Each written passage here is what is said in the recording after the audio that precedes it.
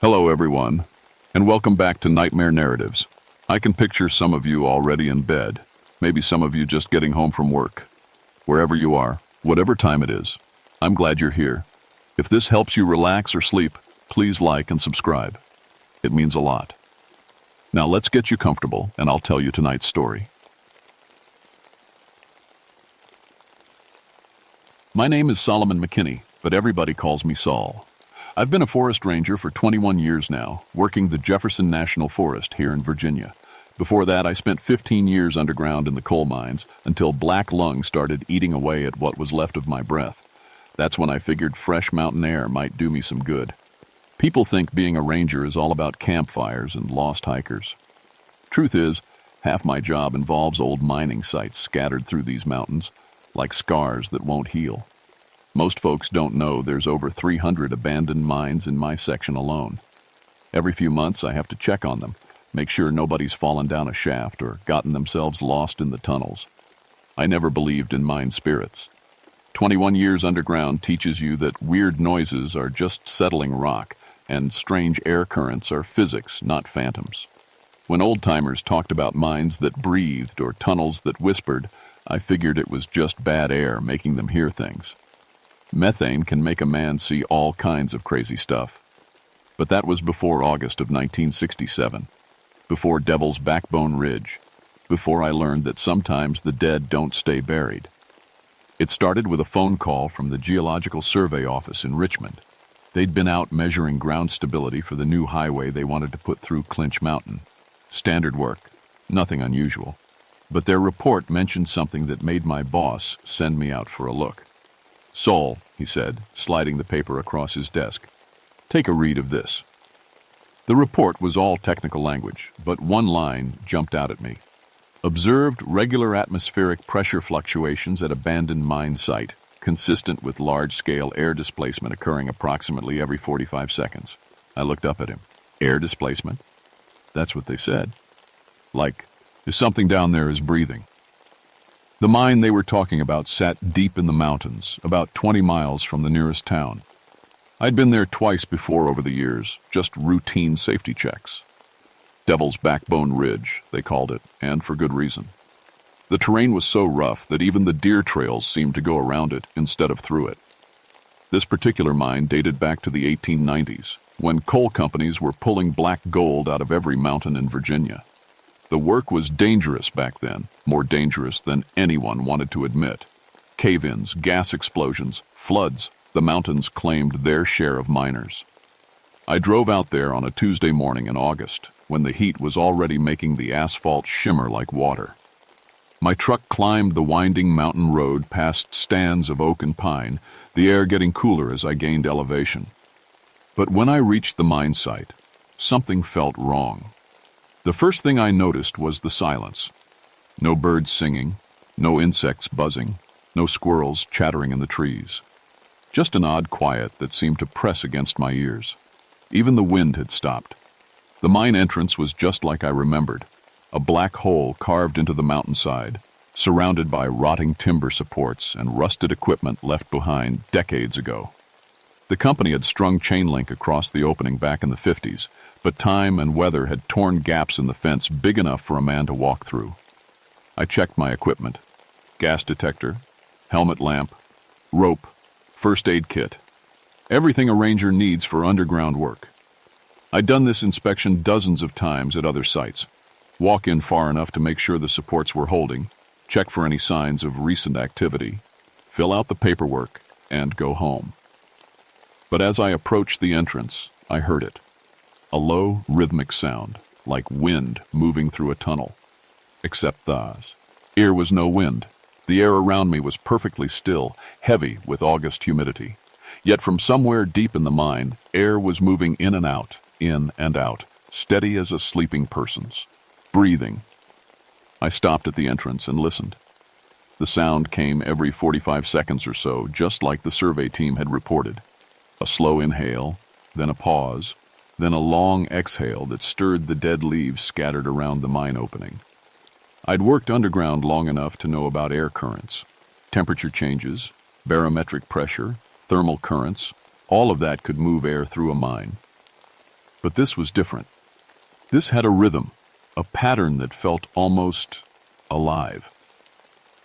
I clicked on my helmet lamp and stepped through the gap in the chain-link fence. The tunnel sloped downward into the mountains, supported by wooden beams that creaked and groaned with age. My lamp beam cut through the darkness, revealing walls black with coal dust and decades of moisture. The air smelled of damp earth and something else, something metallic and stale. As I walked deeper, the breathing sound got stronger. I could feel it now, not just hear it.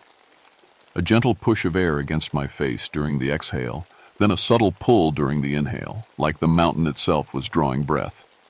My gas detector stayed quiet, showing normal readings for oxygen and methane. The supports looked solid enough, no fresh cracks or signs of settling. Everything seemed normal, except for that impossible breathing. About 100 yards in, the tunnel opened into a larger chamber where the miners had worked the coal seam.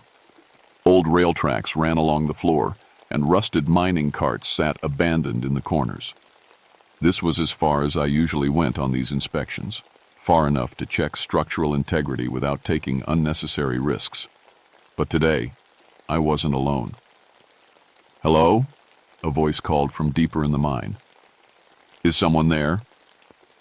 I stopped and listened. The voice was female, professional sounding, echoing off the tunnel walls from somewhere ahead. "This is Ranger McKinney," I called back. "What? O's down here?" "Dr. Patricia Stone, Virginia Geological Survey. Thank God someone came. I think I'm lost." I knew Dr. Stone's name from the report. She'd been part of the survey team that first reported the breathing. But what was she doing back here alone? I followed the sound of her voice deeper into the mine, past chambers and side tunnels I'd never explored. The breathing sound was getting stronger, and I noticed something else. The temperature was rising. By the time I found her sitting on a pile of rubble with her flashlight dying, sweat was running down my neck despite being hundreds of feet underground. Dr. Stone was a woman in her 40s, wearing jeans and a Virginia Tech sweatshirt. Her dark hair was pulled back in a ponytail, and her face was pale in the beam of my lamp. "Dr. Stone, what are you doing down here alone?" She looked up at me with eyes that seemed too wide. "I came back to take more readings. The pressure differentials we recorded last week, they don't make sense. There's no natural explanation for what's happening here." I helped her to her feet. "What kind of readings?" "The air movement. It's not random thermal currents or pressure equalization. There's a pattern, a rhythm, like something down here is alive and breathing." As if responding to her words, the mine took another breath. Air flowed past us from the deeper tunnels, warm and humid, carrying a smell that made my stomach turn. Not just the usual odors of a dead mine. This was something organic, like breath from a sick person's lungs. "We need to get out of here," I said. "This isn't safe." But Dr. Stone shook her head. "You don't understand. I've been mapping the airflow patterns. It's not coming from one source, it's the entire mine system. All the tunnels, all the chambers, they're connected. They're working together like lungs." I was about to tell her that was impossible, when my gas detector started beeping. Not the sharp alarm that meant immediate danger, but the steady beep that meant something was changing. The oxygen level was dropping. "Move," I said, grabbing her arm. "Now." We started back toward the entrance, but the tunnel seemed different somehow. Longer. The beam of my helmet lamp didn't reach as far, and the walls seemed to press closer. Behind us, the breathing sound was getting faster, more urgent, like something waking up. "Wait," Dr. Stone said, stopping suddenly. "Listen." I listened. Over the sound of our footsteps and the rhythmic breathing, I heard something else. Voices, faint and distant, echoing through the tunnels from somewhere deep in the mine. Men's voices, calling out words I couldn't quite understand. "That's not possible," I whispered. "There's nobody else down here." Dr. Stone's face went white. "Those are the voices I heard before. That's why I came back. They're calling names, Saul. They're calling the names of the miners who died here." The voices grew clearer as we listened. Old-fashioned names, spoken in accents from another time. Thomas McGee, Patrick O'Brien, James Sullivan. My blood went cold. I'd read the historical records for this mine during my ranger training. On November 15, 1896, a methane explosion had collapsed the main tunnel, trapping over 200 men deep underground. The company had tried for 3 days to dig them out, then sealed the mine and declared them all dead. 200 men, buried alive in the darkness. The voices kept calling names, and I realized they were reading from the same list I'd memorized from the accident report, the list of the dead. "We're leaving," I said. "Right now." But when we reached what should have been the main chamber, we found ourselves in a tunnel I'd never seen before. The walls were different, carved rougher, like they'd been dug in a hurry. And they were warm to the touch. Warm and slightly damp, like skin. The breathing sound was all around us now, coming from every direction. The tunnel walls actually seemed to move, slightly with each breath, flexing in and out like the inside of a chest. Dr. Stone stopped walking and pressed her hand against the wall. "Oh my God," she whispered. "It's not just air movement. The rock itself is breathing. The entire mine is alive." That's when my lamp started to flicker, and the voices got louder, calling name after name in an endless roll call of the dead. My helmet lamp died completely, leaving us with just Dr. Stone's dying flashlight. The darkness pressed around us like something solid, and the voices from the deep tunnels grew louder, more insistent. "Thomas McGee, Patrick O'Brien, James Sullivan, Michael Flanagan." They were reading the entire death list from 1896 over and over, in voices that sounded like they were coming from the walls themselves. "This way," I said, trying to remember the path back to the entrance. But every tunnel looked the same in the weak beam of Dr. Stone's light, and I was beginning to suspect we weren't in the same mine I'd entered an hour ago. The air was getting thicker, harder to breathe. My lungs, already damaged from years of coal dust, were starting to labor. Each breath took more effort, like the mine was slowly stealing the oxygen from the air. "Saul," Dr. Stone whispered. "Look at this." She was shining her light on the tunnel wall where the rock face showed something impossible. Tool marks. Fresh tool marks, as if someone had been digging here recently. But these marks weren't made by modern equipment. They were rough, desperate scratches like someone had been clawing at the rock with their bare hands. "The miners," she said. "They tried to dig their way out." The breathing around us was getting faster, more labored, and I could feel my own heart racing to match the rhythm. It was like being inside something alive, something that was waking up and getting agitated. We kept walking, trying to find, her way out. But the tunnels seemed to branch and twist in ways that made no sense. Passages that should have dead-ended kept going. Chambers that should have been small opened into vast spaces our lights couldn't penetrate. And everywhere, carved into the walls, were more scratch marks. Desperate gouges in the rock where dying men had tried to claw their way to freedom. "How long were they trapped?" Dr. Stone asked. 3 days, I said. At least that's what the company reported. But looking at these walls, I trailed off, not wanting to voice what I was thinking. The scratch marks went deep, covering entire sections of tunnel wall. This wasn't 3 days of digging. This was weeks. "The company lied," Dr. Stone said, reading my thoughts. "They sealed the mine while the men were still alive. They let them die down here rather than spend the money on a proper rescue." The voices from the darkness seemed to hear her words, because they changed. Instead of just reading names, they started speaking in full sentences, pleading, begging, "Please don't leave us down here. My wife, my children. The air's getting thin. God help us. We can't breathe." The temperature kept rising, and I was sweating heavily now despite being deep underground. The mine was like the inside of a fever dream, hot and humid and alive with the desperate voices of men who'd been dead for 70 years. Then Dr. Stone's flashlight died, and we were plunged into absolute darkness. The voices stopped. The breathing stopped. Everything stopped except the sound of our own panicked gasps in the suffocating air. "Saul?" Dr. Stone's voice was tiny in the darkness. "I'm here," I said, reaching for her hand. "Stay calm. I've got emergency flares in my pack." But before I could get to them, the mine took a breath. The deepest, longest breath I'd heard yet, drawing air from all the tunnels and chambers with a sound like wind through a canyon. And in that rushing air, I heard something that made my blood freeze, my own name. Solomon McKinney, the voices whispered. Come join us, Solomon. Come breathe with us forever. The mine knew who I was. Somehow, it knew.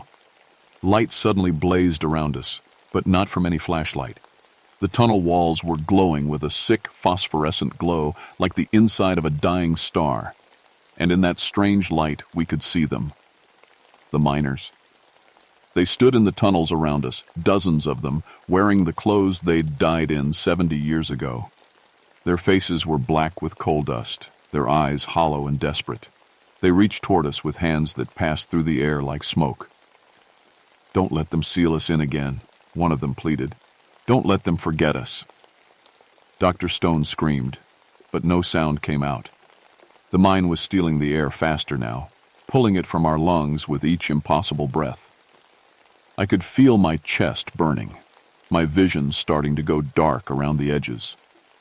The dead miners pressed closer, and I understood what they wanted. They didn't want to hurt us. They wanted us to join them, to stay down here forever, to be part of the mine's collective consciousness, to never be alone again in the darkness. No, I gasped, pulling Dr. Stone toward what I hoped was still the way out. We're not staying. But the mine had other ideas. The tunnel ahead of us started to collapse, rocks falling from the ceiling in a deliberate pattern, sealing our escape route just like the company had sealed the mine in 1896. We were trapped with the breathing walls and the desperate dead, and the mine was getting ready to add us to its collection of souls. The tunnel collapse wasn't random. It was controlled, purposeful. Rocks fell in exactly the right places to block our escape without bringing down the entire ceiling. The mine knew what it was doing. It had 70 years of practice. In the phosphorescent glow, I could see Dr. Stone's face turning blue. The mine was pulling oxygen from our lungs faster than we could breathe it in, just like it had done to the trapped miners decades ago. But through my panic, my old mining training kicked in. I knew these mountains, knew how coal seams ran through. The rock. There had to be another way out. Ventilation shafts, emergency exits, something. The disaster site, I gasped to Dr. Stone. Where the original explosion happened. There might be a way out through the old workings. She nodded, unable to speak, and we stumbled deeper into the mine, following the glow that seemed to emanate from the walls themselves. The dead miners walked with us, their ghostly forms flickering in and out of sight, still wearing the expression of men who knew they were going to die. The breathing around us was frantic now, rapid and shallow, like someone having a panic attack. The mine's collective consciousness was agitated, excited. It could taste our fear, our desperation, our approaching death. Tell them, one of the miners whispered, his voice like coal dust in my ear. Tell them what really happened here. As we walked, the story unfolded around us. Not in words, but in visions. Memories burned into the rock itself. I saw it all. The company supervisors who ignored the gas readings, the mine bosses who forced men to work in dangerous conditions, the executives who chose profit over safety. The explosion hadn't been an accident. They'd known about the methane buildup for weeks. They'd known men would die. But the coal contracts were too valuable to shut down production for safety improvements. 217 men, the voices whispered. Not 200 like they said. 217. They couldn't even count our bodies right. And I saw what had really happened after the explosion. The company hadn't tried to rescue anyone for 3 days and given up.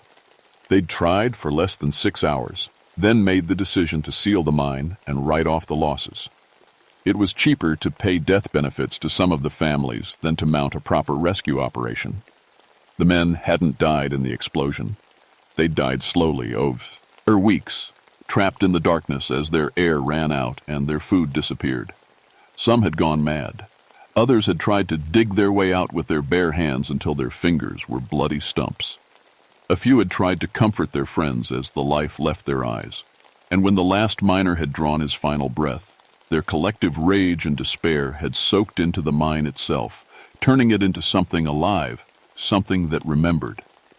"We tried to tell people," the voices said. "For 70 years we've tried, but nobody listens.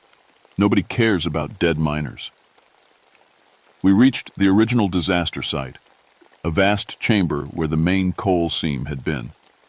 The walls here were covered with scratch marks, and in the phosphorescent glow, I could see names carved into the rock. Not just carved, clawed in with dying fingers. Patrick O'Brien, age 34, father of 5. James Sullivan, age 19, to be married in spring. Michael Flanagan, age 42, best damn powder monkey in Virginia. 217 names, each one a life that had been sacrificed for profit. But I also saw something else. A shaft, leading upward, blocked with loose rock and debris. An old ventilation shaft that might still connect to the surface. "Dr. Stone," I wheezed. "Help me clear this." We started pulling rocks away from the shaft opening, our fingers bleeding, our lungs burning. Behind us, the dead miners watched with eyes full of desperate hope. "Promise us," one of them said. "Promise you'll tell them the truth." "I promise," I gasped. "I'll tell everyone what really happened here." The mine's breathing was getting slower now, deeper, like something settling into sleep. The phosphorescent glow began to fade, and the ghostly miners started to disappear, one by one. "Thank you," they whispered. "Thank you for remembering us." Fresh air began to flow down through the shaft we'd cleared. Cold, clean mountain air that tasted like life itself. We climbed through the narrow passage, scraping our knees and elbows on the rough rock, until we finally emerged into blessed daylight and a hillside half a mile from the main mine entrance. I collapsed on the ground, gasping, feeling my damaged lungs work overtime to process clean air. Next to me, Dr. Stone was unconscious but breathing steadily. In my pocket, I found something that hadn't been there before. An old miner's lamp, the kind they used in 1896. It was still warm, and when I turned it over, I saw an inscription. Property of James Sullivan, age 19. The mine had given me proof. Evidence that what we'd experienced was real. Dr. Stone spent 3 days in the hospital, suffering from oxygen deprivation and what the doctors called severe psychological trauma. When she was released, she couldn't remember much about what had happened in the mine. She remembered the breathing, remembered getting lost. But the rest was just fragments. Voices in the darkness, feelings of overwhelming sadness, a sense that something was trying to communicate with her.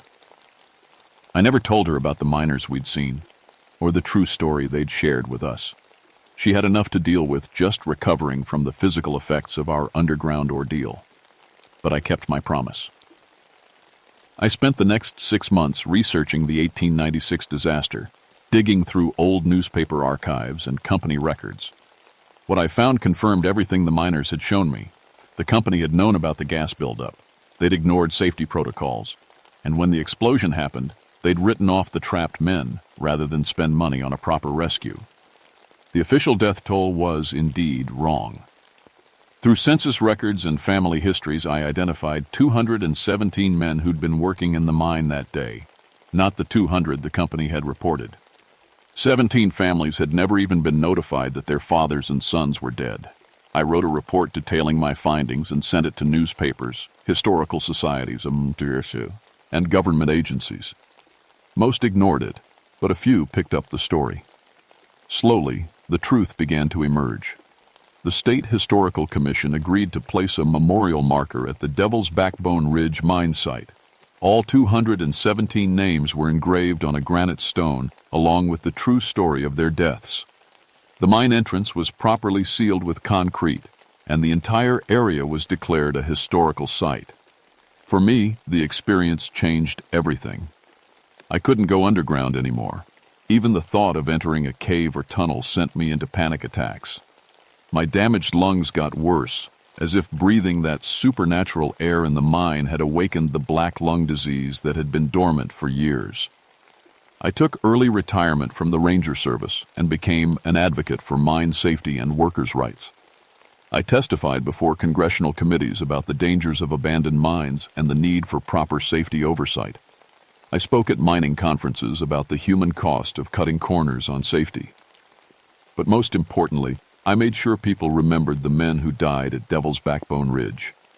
Sometimes, on quiet nights, I still hear it.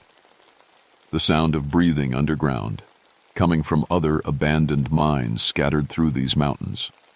I've learned that Devil's Backbone Ridge wasn't unique.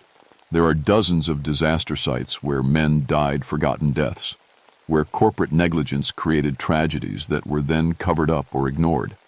And I know, deep in my bones, that those places are still alive with the memories of the dead. Dr. Stone went back to her geological work, but she specializes in mine reclamation now. She never mentions what happened to us in the mine, but sometimes I catch her listening to the wind with an expression that tells me she hasn't forgotten everything. She still carries one of her old mining instruments, a beam, aerometric pressure gauge that she checks compulsively whenever she's near an abandoned mine site. She's never told me what she's measuring, but I think I know. She's listening for breathing. Last month, I got a call from a coal mining inspector in West Virginia. He'd heard about my work on the Devil's Backbone Ridge disaster, and he had a problem. An old mine near Beckley was showing signs of unusual air pressure fluctuations.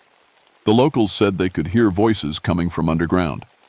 The company wanted to reopen part of the mine for new coal extraction, but the workers were refusing to go down. "Mr. McKinney," the inspector said, "I know this sounds crazy, but I think this mine might be like yours. Would you be willing to come take a look?" I told him I'd get back to him. But I already know what I'm going to find in that West Virginia mine. Another disaster that was covered up. Another group of dead men who need someone to remember their names. Another corporate crime that needs to be exposed to the light. The thing about forgotten tragedies is that they don't stay buried. They breathe. They wait. And eventually they find someone willing to listen to their story. Some graves are too big to stay closed, especially when they're dug by greed and sealed with lies. And in the mountains of Appalachia, where coal has been king for over a century, there are a lot of graves like that. I can hear them breathing at night, calling for justice, calling for remembrance, calling for someone to finally tell the truth about what happened in the darkness beneath the earth. My name is Solomon McKinney, and I've learned that sometimes the dead don't rest until the living remember their stories. That breathing you hear in abandoned places, that's not just bad air or pressure changes. That's the sound of injustice, waiting for someone brave enough to give it a voice.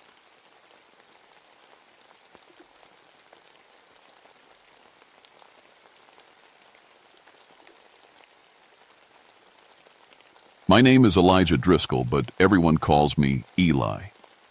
I've been a park ranger at Wayne National Forest in Ohio for 19 years now. Before that, I taught biology at Ohio University. I thought I'd seen everything the woods had to offer until March of 1986. I'm telling you this story because I need someone to know what really happened up on Devil's Backbone Ridge. The official reports don't tell the whole truth. They can't. Who would believe them? It started with the wildlife cameras. I'd set up 12 of them along the ridge to track deer movement patterns. The pictures they captured made no sense. There were images of a human figure running through the forest at what looked like 40 miles per hour. The timestamps showed the same person covering 5 miles in less than 8 minutes. My graduate student Amy Fletcher thought the cameras were broken. "Dr. Driscoll," she said, pushing her thick glasses up her nose, "these readings have to be wrong. No human can run that fast." I agreed with her. 20 years of studying wildlife, and I'd never seen anything like it. The figure in the photos was tall and thin, wearing what looked like old-fashioned clothes. But the strangest part was how the animals reacted. In every photo with the running man, the deer were fleeing in panic. Devil's Backbone Ridge gets its name from the narrow spine of rock that runs for 3 miles through the forest. It's only about 20 feet wide at the top, with steep drops on both sides. The Cherokee used to call it something else, a name that meant the running path of spirits. I should have paid attention to that name. The morning I decided to hike up there myself, the weather was turning nasty. March in Ohio means you never know what you'll get. Snow, rain, or sunshine, sometimes all in the same hour. I packed extra gear and told Amy I'd radio in every 2 hours. The trail up to the ridge was muddy from melting snow. Normal deer tracks crossed the path, but every so often, I'd see something else. Human footprints, but spaced about 12 feet apart. No person could take steps that long unless they were jumping. My GPS started acting weird as I climbed higher. The readings jumped around like I was moving at light speed, then stopped completely. My radio crackled with static. The altimeter spun wildly, showing I was at sea level one moment and 3,000 feet the next.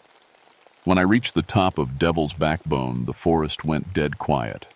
Not the peaceful quiet you expect in nature, but the kind of silence that makes your skin crawl. No birds singing, no squirrels chattering, no wind in the trees. Even my own breathing sounded too loud. That's when I saw the footprints on the cliff face. They were pressed into the rock about 50 feet down the north side of the ridge. Human prints, clear as day, running straight down the vertical stone wall. The stride was at least 10 feet between each print. I'm a scientist. I believe in facts and evidence. But standing there, looking at those impossible tracks, I felt something I hadn't experienced since I was a kid, afraid of the dark. The hair on my neck stood up and my hands started shaking. I radioed Amy, trying to keep my voice steady.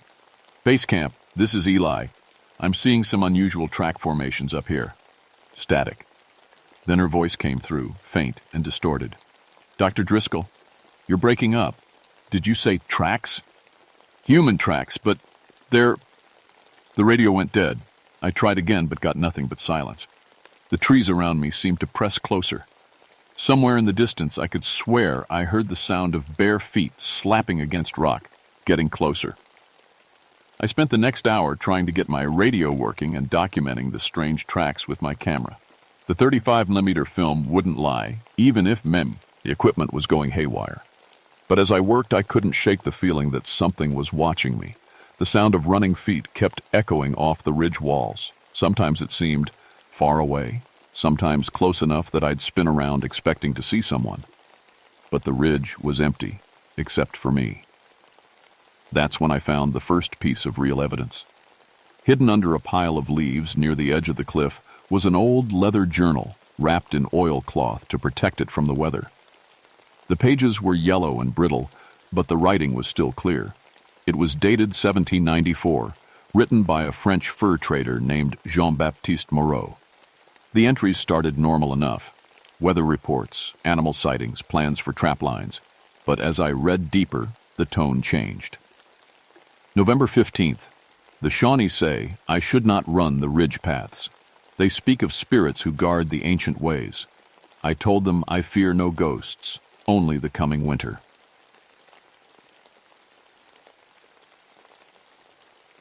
November 20th. Found myself lost in a storm. Followed an old Indian trail along the ridge spine. Kept hearing footsteps behind me, matching my pace. When I stopped, they stopped. When I ran, they ran faster. November 25th. It spoke to me. The thing that runs the ridge offered me a bargain. Speed and endurance to survive the winter, to outrun any danger. In exchange for what? I asked. It smiled and said I would understand when the spring came. My hands were trembling as I read. This had to be some kind of joke, or maybe a historical recreation that someone had planted. But the journal felt real, smelled real. The ink had faded the way old ink does. The last entry was different. The handwriting was shaky, desperate. I cannot stop running. It has been 3 days. My feet bleed, but still I run. The paths call to me. The spirit keeps its bargain. I am faster than any man, stronger than any beast.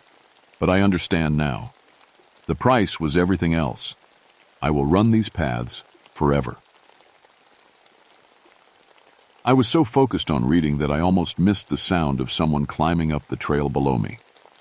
Heavy breathing, branches snapping, boots on stone. Finally, I thought, someone normal. "Hello?" I called down. You okay down there? The climbing sound stopped. Then clear as day I heard Amy's voice. Dr. Driscoll? Is that you? But something was wrong. Amy was back at base camp, 12 miles away, and her voice sounded strange, like she was out of breath but trying to hide it. Amy? What are you doing here? She appeared at the top of the trail, and I barely recognized her. She'd always been thin, but now she looked like she hadn't eaten in weeks. Her clothes hung loose on her frame, and her eyes had a wild, hungry look. I had to come, she said, breathing hard. After you left, I kept looking at those photos. I started seeing patterns in the tracks, like they were calling to me, so I followed them. Amy, you look sick. How did you get here so fast? She laughed, but it didn't sound right. Fast? Dr. Driscoll, I've never felt anything like it. I ran the whole way here. 12 miles in 40 minutes. I know that's impossible, but I did it, and it felt amazing. I stared at her. Amy was not a runner. She got winded climbing 2 flights of stairs. There was no way she could have covered that distance in less than an hour, especially not through rough forest terrain. Show me, I said, not believing what I was hearing. She grinned, and for a second her face looked almost skeletal. Watch this. Amy took off running along the ridge spine. Not jogging, not even fast running, but something that shouldn't be humanly possible. She covered the 20-foot width of the ridge in 2 steps, then leaped across a gap in the rocks that had to be at least 15 feet wide. She landed on the other side and kept running, disappearing around a bend in the ridge. I ran after her, shouting her name. When I rounded the bend, she was standing there waiting for me, not even breathing hard. How? Was all I could manage. I met him, she whispered. The runner. He's been waiting for so long, Dr. Driscoll. He's been alone up here for almost 200 years. He just wants someone to share the paths with. Amy, you're scaring me. We need to get you to a doctor. But she was already moving again, running ahead of me with that impossible inhuman speed.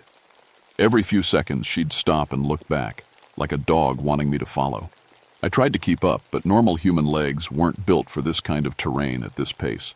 The ridge was getting narrower, more dangerous. One wrong step and I'd fall 200 feet onto the rocks below. That's when I saw him. The figure from the photos was running alongside Amy, matching her pace perfectly.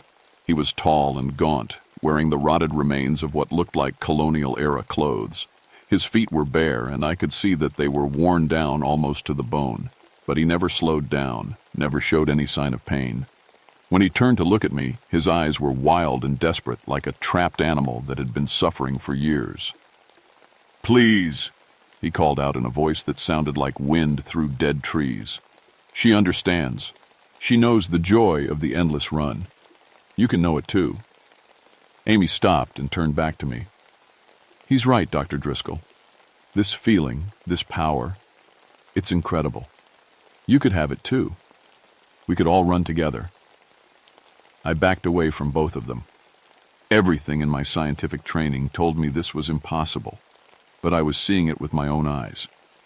Amy had somehow gained supernatural speed and endurance, and she was losing herself to it. Amy, this isn't you. We need to get off this ridge. No, she said, and her voice had gotten harder, more desperate. I'm never leaving. The paths are calling me. Don't you hear them? She took off running again, following the gaunt figure deeper along the ridge. I tried to follow, but they were moving too fast. Within seconds, they vanished into the growing dusk. I was alone on Devil's Backbone Ridge, 12 miles from base camp, with no working radio, and the sun going down fast, and I could hear them running in the darkness, calling my name. I made it through the night by building a small fire and staying awake. Every time I started to doze off, I'd hear the sound of running feet and Amy calling for me to join them. The voices seemed to come from all directions, sometimes above me, sometimes below, sometimes right next to my ear. When dawn came, I found more tracks. Amy's boot prints mixed with the bare footprints of the ridge runner, crisscrossing the stone in patterns that hurt to look at. They ran along the cliff edges, up vertical rock faces, and across gaps that no human should be able to jump. I followed the trail as best I could, marking my path with pieces of torn cloth. The ridge was like a maze up there, with side paths branching off in all directions. Some led to dead ends at sheer drops. Others seemed to circle back on themselves. That's when I started to understand.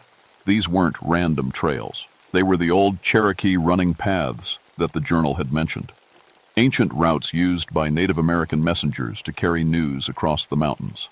The ridge runner was trapped, forced to follow the same spiritual highways that had been sacred for thousands of years. Around midday, I found Amy. She was sitting on a narrow ledge about 30 feet below the main ridge, her legs dangling over a 200-foot drop. Even from a distance, I could see that she'd lost more weight. Her face was gaunt, her clothes even looser than before. "Amy," I called down. "Thank God I've been looking for you all night." She looked up at me with those wild, hungry eyes. "Dr. Driscoll, you have to try it, just once. The running. It's like flying. It's like being alive for the first time." "Amy, you need food and water. You're dehydrating." She laughed. "I don't need food anymore. The running feeds me. The speed gives me everything I need." I could see she was lying. Her lips were cracked, her hands shaking. Whatever supernatural energy was keeping her moving, it was burning up her body from the inside. "How did you get down there?" I asked. "I jumped. Watch." Before I could stop her, Amy stood up on the narrow ledge and leaped straight up, not climbing, not grabbing for handholds. She jumped 20 feet straight up and landed next to me on the ridge. It should have been impossible, but there she was, not even breathing hard. "He taught me," she whispered. "Jean-Baptiste. He's been teaching me all the old paths, all the secret ways through the mountains. Did you know you can run straight down a cliff face if you move fast enough? Did you know you can jump across valleys if you believe you can fly?" I grabbed her shoulders. She felt like she was made of wire and bone, no flesh left on her at all. "Amy, listen to me. This thing, whatever it is, it's killing you. We need to get you to a hospital." She pulled away from me with strength that shouldn't have been possible for someone her size. "You don't understand. I'm not dying. I'm becoming something better, something faster, something free." That's when he appeared again. Jean-Baptiste Moreau materialized at the far end of the ridge, running toward us at that impossible speed. As he got closer, I could see the true horror of what he'd become. His feet were worn down to raw stumps. His clothes were the rotted remains of what he'd been wearing for 2 centuries, and his face was stretched into a permanent expression of desperate hunger. But his legs never stopped moving. Even when he came to a halt in front of us, his feet continued to tap against the stone in a restless, endless rhythm. "She learns quickly," he said in that wind voice. "Better than most. The last one lasted only 3 days before her heart gave out." "The last one?" I asked. But I was afraid I already knew the answer. Hunters, hikers, the occasional researcher like yourself, they find the ridge, they hear the call of the paths. Some resist, some embra. See it. All of them run eventually. Amy was nodding along like this made perfect sense. "He's been alone for so long, Dr. Driscoll. Imagine running the same paths for 200 years with no one to talk to, no one to share the joy of speed with." "This isn't joy," I said, looking at Jean-Baptiste's tortured face. "This is a curse." His expression didn't change, but something flickered in his eyes. Pain, maybe, or regret. "The forest spirit made a bargain," he said. "I needed speed to survive the winter, to outrun the wolves in the cold. It gave me what I asked for, but it didn't tell me I would never be able to stop. And now you're trying to trap others." "Not trap," Amy interrupted. "Share. He's sharing the gift. And it's wonderful, Dr. Driscoll. You could feel it too. Just for a little while. Just to understand." Jean-Baptiste nodded. "One run with us. Experience the freedom of the endless path. Then you can choose to stay or go." I looked at Amy, at what she was becoming. The supernatural speed was eating her alive, but she couldn't see it. The addiction was too strong. "What if I say no?" Jean-Baptiste's feet tapped faster against the stone. "Then you leave the ridge, and you never come back. The paths are sacred. They must be protected." "And if I say yes?" Amy grinned. showing teeth that looked too sharp. Then you understand why I can never leave. I thought about the journal entries, about the desperation in Jean-Baptiste's voice when he wrote about not being able to stop. This wasn't a gift, it was a punishment. But Amy was too far gone to see it. "Show me," I said finally. "One run, then I decide." Amy clapped her hands together like a child. Jean-Baptiste nodded solemnly. "Take my hand," he said, "and whatever you do, don't let go." The moment his fingers touched mine, I felt it. Power flowed up my arm like electricity, but warm and inviting instead of painful. My legs felt stronger, my lungs deeper. The world around me seemed to slow down, like I was seeing everything in high definition for the first time. "Now run," Jean-Baptiste whispered. I took a step, then another. Each step covered more ground than should have been possible. The stone ridge flew by beneath my feet. I leaped across a gap that would have terrified me minutes before, landing easy as stepping off a curb. It was incredible. I felt like I could run forever, jump over mountains, race the wind itself. Amy was right. This was like being truly alive for the first time.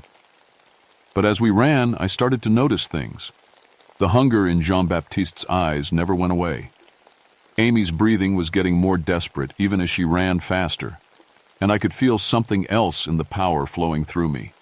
A hook, sharp and cruel, sinking deeper into my mind with every step. I understood then why Jean-Baptiste couldn't stop. The supernatural speed came with a supernatural addiction. The more you used it, the more you needed it. And eventually, it was all you could think about. I tried to let go of Jean-Baptiste's hand, but my fingers wouldn't respond. We were running along a section of ridge barely 10 feet wide with deadly drops on both sides. Behind us, Amy was laughing like a madwoman. "You feel it now," Jean-Baptiste said. "The call of the ancient paths, the joy of endless motion. You understand why I can never rest." I did understand, and it terrified me. The run ended at a grove of ancient oak trees growing in a natural depression along the ridge. As soon as we stopped, the supernatural energy left my body like water draining from a bathtub. My legs turned to jelly and I collapsed, gasping for air. Amy and Jean-Baptiste stood over me, both of them twitching with the need to keep moving. "It gets easier," Amy said, but her voice was getting weaker. "The first few times are rough, but then you don't need to rest anymore. You don't need anything but the running." I looked around the grove and realized where we were. The trees were arranged. In a perfect circle, their roots twisted together like they'd been growing this way for thousands of years. In the center was a flat stone that looked like it had been worn smooth by countless feet. This was a sacred site, a place where the Cherokee had come to commune with forest spirits. "This is where it happened," I said, "where you made your bargain." Jean-Baptiste nodded. "November 25th, 1794.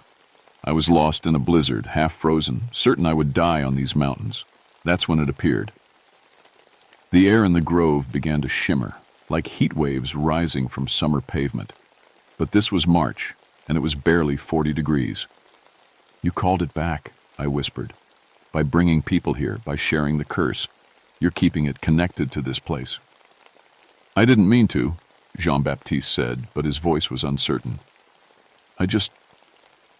I was so alone. 200 years of running the same paths with no one to talk to, no one who understood." The shimmer in the air was getting stronger, taking on a vaguely human shape. When it spoke, the voice seemed to come from the trees themselves. "The bargain was made freely," it said. "Speed and endurance in exchange for eternal service. The ancient paths must be run. The sacred ways must be kept open." Amy stepped closer to the forming spirit. "You can give me more, can't you? Make me faster, stronger. I'll run your paths forever." "Amy, no." I struggled to my feet. "Look at yourself. It's killing you." But she was already reaching out to touch the spirit form. The moment her fingers made contact, she screamed. Light poured into her from the spirit, but it was cold light, hungry light. She began to convulse, her body stretching and changing. Her legs grew longer, her feet hardened like hooves. her face elongated, becoming more animal than human. "The girl understands," the spirit said. "She embraces the eternal run. She will serve the paths as the Frenchman serves them." Jean-Baptiste was backing away, horror on his face. "You said I was alone. You said that's why I needed companions." "You are not alone," the spirit replied. "There are dozens like you, running the sacred ways across the mountains, each one bound to their paths, each one serving the ancient covenant." I thought of all the missing hikers over the years, all the unexplained disappearances in the Appalachian mountains. How many of them had found their way to places like this? How many had accepted the bargain, thinking they were gaining something wonderful? Amy's transformation was nearly complete. She looked like a nightmarish cross between human and deer, built for nothing but speed and endurance. But her eyes were still human enough to show the terror of what was happening to her. "Please," she whispered, reaching toward me. "Help me." The spirit turned its attention to me. "You have run the paths. You have felt the power.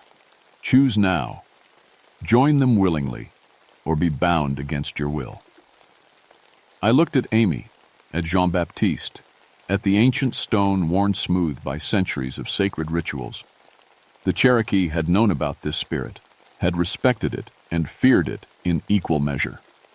They'd called this ridge the running path of spirits for a reason, but they'd also known how to deal with it. I pulled out the Cherokee phrase I'd learned years ago when studying local folklore. It was a prayer of respect, an acknowledgement of territorial rights and spiritual authority. "Wadu, spirit of the ancient ways," I said in Cherokee. "I recognize your claim to these sacred paths. I ask permission to leave your territory in peace."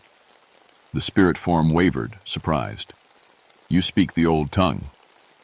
"I speak with respect for the original keepers of this land. These paths belonged to the Cherokee long before French trappers came looking for easy wealth." Jean-Baptiste's eyes widened with sudden understanding. "I never asked permission. I just took what I wanted from the forest." "As do all your kind," the spirit said, but its voice had lost some of its menace. "You come to the sacred places seeking power, taking what is not offered." "Then let me offer something different," I said. "Recognition, respect, a promise that these paths will be protected from those who would exploit them." Amy collapsed, her transformation reversing as the spirit's attention turned to me. She was still horribly thin, still addicted to the supernatural speed, but she was human again. "What do you offer?" the spirit asked. "My word as a keeper of the forest. This ridge will be declared off-limits to casual hikers. The sacred paths will be protected, and the Cherokee elders will be told of this place, so they can perform the proper rituals." The spirit was quiet for a long moment. Then, "And in exchange?" "Free the Frenchman from his bargain. He's served his time. 200 years is enough." Jean-Baptiste made a sound like a sob. "You would do that? For me?" "For all of us," I said. "This cycle has to end somewhere." The spirit flowed toward Jean-Baptiste, surrounding him with that cold, hungry light. But instead of changing him, it seemed to be pulling something out of him, the supernatural energy that had kept him running for 2 centuries. Jean-Baptiste aged rapidly, his face wrinkling, his hair turning white. But for the first time since I'd seen him, his feet stopped moving.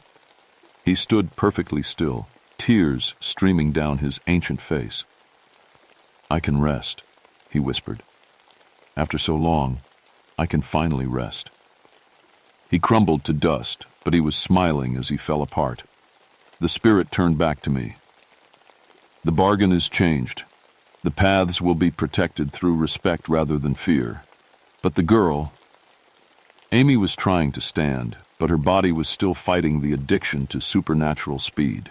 She kept twitching, kept looking toward the trail like she was hearing a call I couldn't hear. "She chose the running freely," the spies, Rit said. "The hunger in her will never fully fade. But she can fight it? If she chooses to, if she has reason to." I helped Amy to her feet. She was barely conscious, mumbling about needing to run, needing to feel that speed again. But she was alive, and she was human. "Come on," I said. "Let's go home." As we left the grove, I could feel the spirit watching us. It had accepted my bargain, but I knew it would be testing my word for years to come. The ridge had to be protected, and I would make sure it was. Getting Amy down from Devil's Backbone Ridge took 6 hours. She was too weak to walk properly, and she kept trying to break away from me to run back to the sacred grove. By the time we reached base camp, she'd collapsed completely. The hospital in Athens kept her for 2 weeks. Severe malnutrition, dehydration, and what the doctors called exercise addiction psychosis. The official report said she'd gotten lost on the ridge and survived by eating berries and drinking rainwater while obsessively hiking to keep warm. None of them could explain how she'd lost 30 pounds in less than 48 hours. Amy recovered physically, but she was never quite the same. She changed her major from wildlife biology to Native American studies. She learned Cherokee from an elder named Robert Bushyhead and started advocating for the protection of sacred sites throughout Appalachian forests. She never talked about what really happened on the ridge, but sometimes, when we were discussing conservation strategies, I'd catch her looking toward the mountains with a hungry expression. The ridge was closed to public access within a month. I filed reports claiming dangerous geological instability and potential rock slides. The Forest Service bought it without question. Devil's Backbone had always been a liability anyway, too dangerous for casual hikers. But I kept my real promise to the spirit. Robert Bushyhead and 2 other Cherokee elders performed a purification ceremony on the ridge that summer. They said the spirits there had been angry for a long time, feeling forgotten and disrespected by the modern world. The recognition of their territorial rights went a long way toward healing old wounds. I still patrol the ridge regularly, making sure no unauthorized hikers try to access the closed trails. The wildlife cameras I left up there occasionally catch images of something moving too fast to identify clearly. But whatever it is, it stays on the ancient paths and doesn't bother anyone. Amy graduated and went on to work for the Cherokee Nation's Cultural Preservation Department. She never married, never settled down anywhere for long. I think part of her is still up there on the ridge, still running those ancient paths in her dreams. Last month, she sent me an article about unexplained missing persons cases in the Great Smoky Mountains.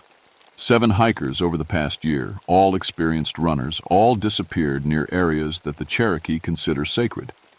"We need to talk," she wrote at the bottom of the article. "I think it's happening again." I know she's right. The spirit on Devil's Backbone was just one guardian of one sacred site. There are hundreds of others scattered across the Appalachian Mountains, all of them protecting ancient paths that modern people have forgotten or ignored. Most of the time, they're content to remain hidden. But when someone comes looking for power, looking to take what doesn't belong to them, the old bargains get offered again. Speed and endurance in exchange for eternal service.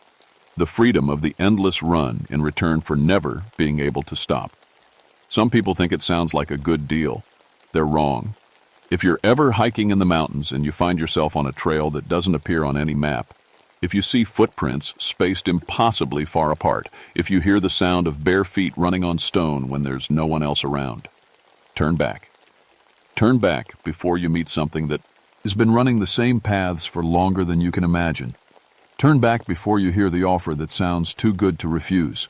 Because once you start running those ancient paths, once you feel that supernatural speed flowing through your legs, you'll understand why Jean-Baptiste Moreau couldn't stop for 200 years. And you'll understand why Amy Fletcher still dreams of running. The paths are always calling, and eventually, everyone runs.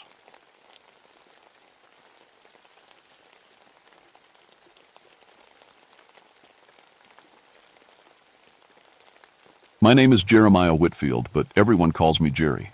I've been a park ranger for 14 years now, working in the George Washington National Forest here in Virginia's Shenandoah Valley. My specialty is cultural resources. Basically, I take care of old historical sites and make sure they're preserved right. I always thought family curses were just stories old folks told around campfires. Superstition, you know? Something to scare kids with. But after what happened in November of 1979, I know better. Some things are real, whether we want to believe them or not. It started with a call from Dr. Helen Morse, an archaeologist from the university. She'd been working with a small team at an old settlement site deep in Totenfels Hollow. That's German for Death Rocks, though I didn't think much about that name back then. The site was special because it dated back to the 1740s, when German settlers first came down the Great Wagon Road into Cherokee territory. "Jerry, you need to see this," Helen said over the radio that foggy November morning. Her voice sounded strange, excited but also worried. "We're finding artifacts that shouldn't exist, things that are impossible." I grabbed my field gear and hiked the 3 miles into the hollow. The trail was steep and narrow, cutting through thick woods that seemed darker than they should be, even with the fall leaves gone. As I got deeper, the fog got thicker. It moved in ways that didn't feel natural, swirling around my boots like it was alive. The settlement ruins sat in a small clearing, hidden from the world for over 200 years. Stone foundations poked up through the dirt like broken teeth. A few chimneys still stood, black against the gray sky. There was a small cemetery at the edge of the clearing, with old German headstones that were cracked and covered in moss. Helen met me by what used to be the main house. She was holding something wrapped in cloth, and her hands were shaking. "Look at this," she said, unwrapping a wooden bowl. The wood looked fresh, like it had been carved yesterday. It even smelled like fresh pine sap. "We carbon dated a piece. It's from 1741. Jerry, this bowl is almost 240 years old, but look at it." I touched the bowl. It was warm. Not just room temperature warm, actually warm, like someone had been holding it. In November, with frost on the ground. "There's more," Helen said. She led me to a pile of other artifacts they'd found. A child's wooden doll, still painted bright colors. A leather boot that looked like you could wear it today. A metal cooking pot that shined like new. "This isn't normal preservation," I said, turning the boot over in my hands. "Wood doesn't stay fresh like this, not for centuries." That's what I thought. But Jerry, there's something else. She pointed to a metal detector lying in the grass. "That thing keeps going crazy. It finds metal objects, but when we dig where it says to dig, there's nothing there, just dirt." I picked up the detector and turned it on. Immediately it started beeping. Strong signal, right at my feet. I looked down at the ground, just dead grass and leaves. I moved the detector around. The beeping followed it, like there was metal everywhere, but metal we couldn't see. "It's been doing that all week," Helen said, "and the temperature readings are weird too. The settlement area is running about 20 degrees warmer than the surrounding forest." I took out my own thermometer.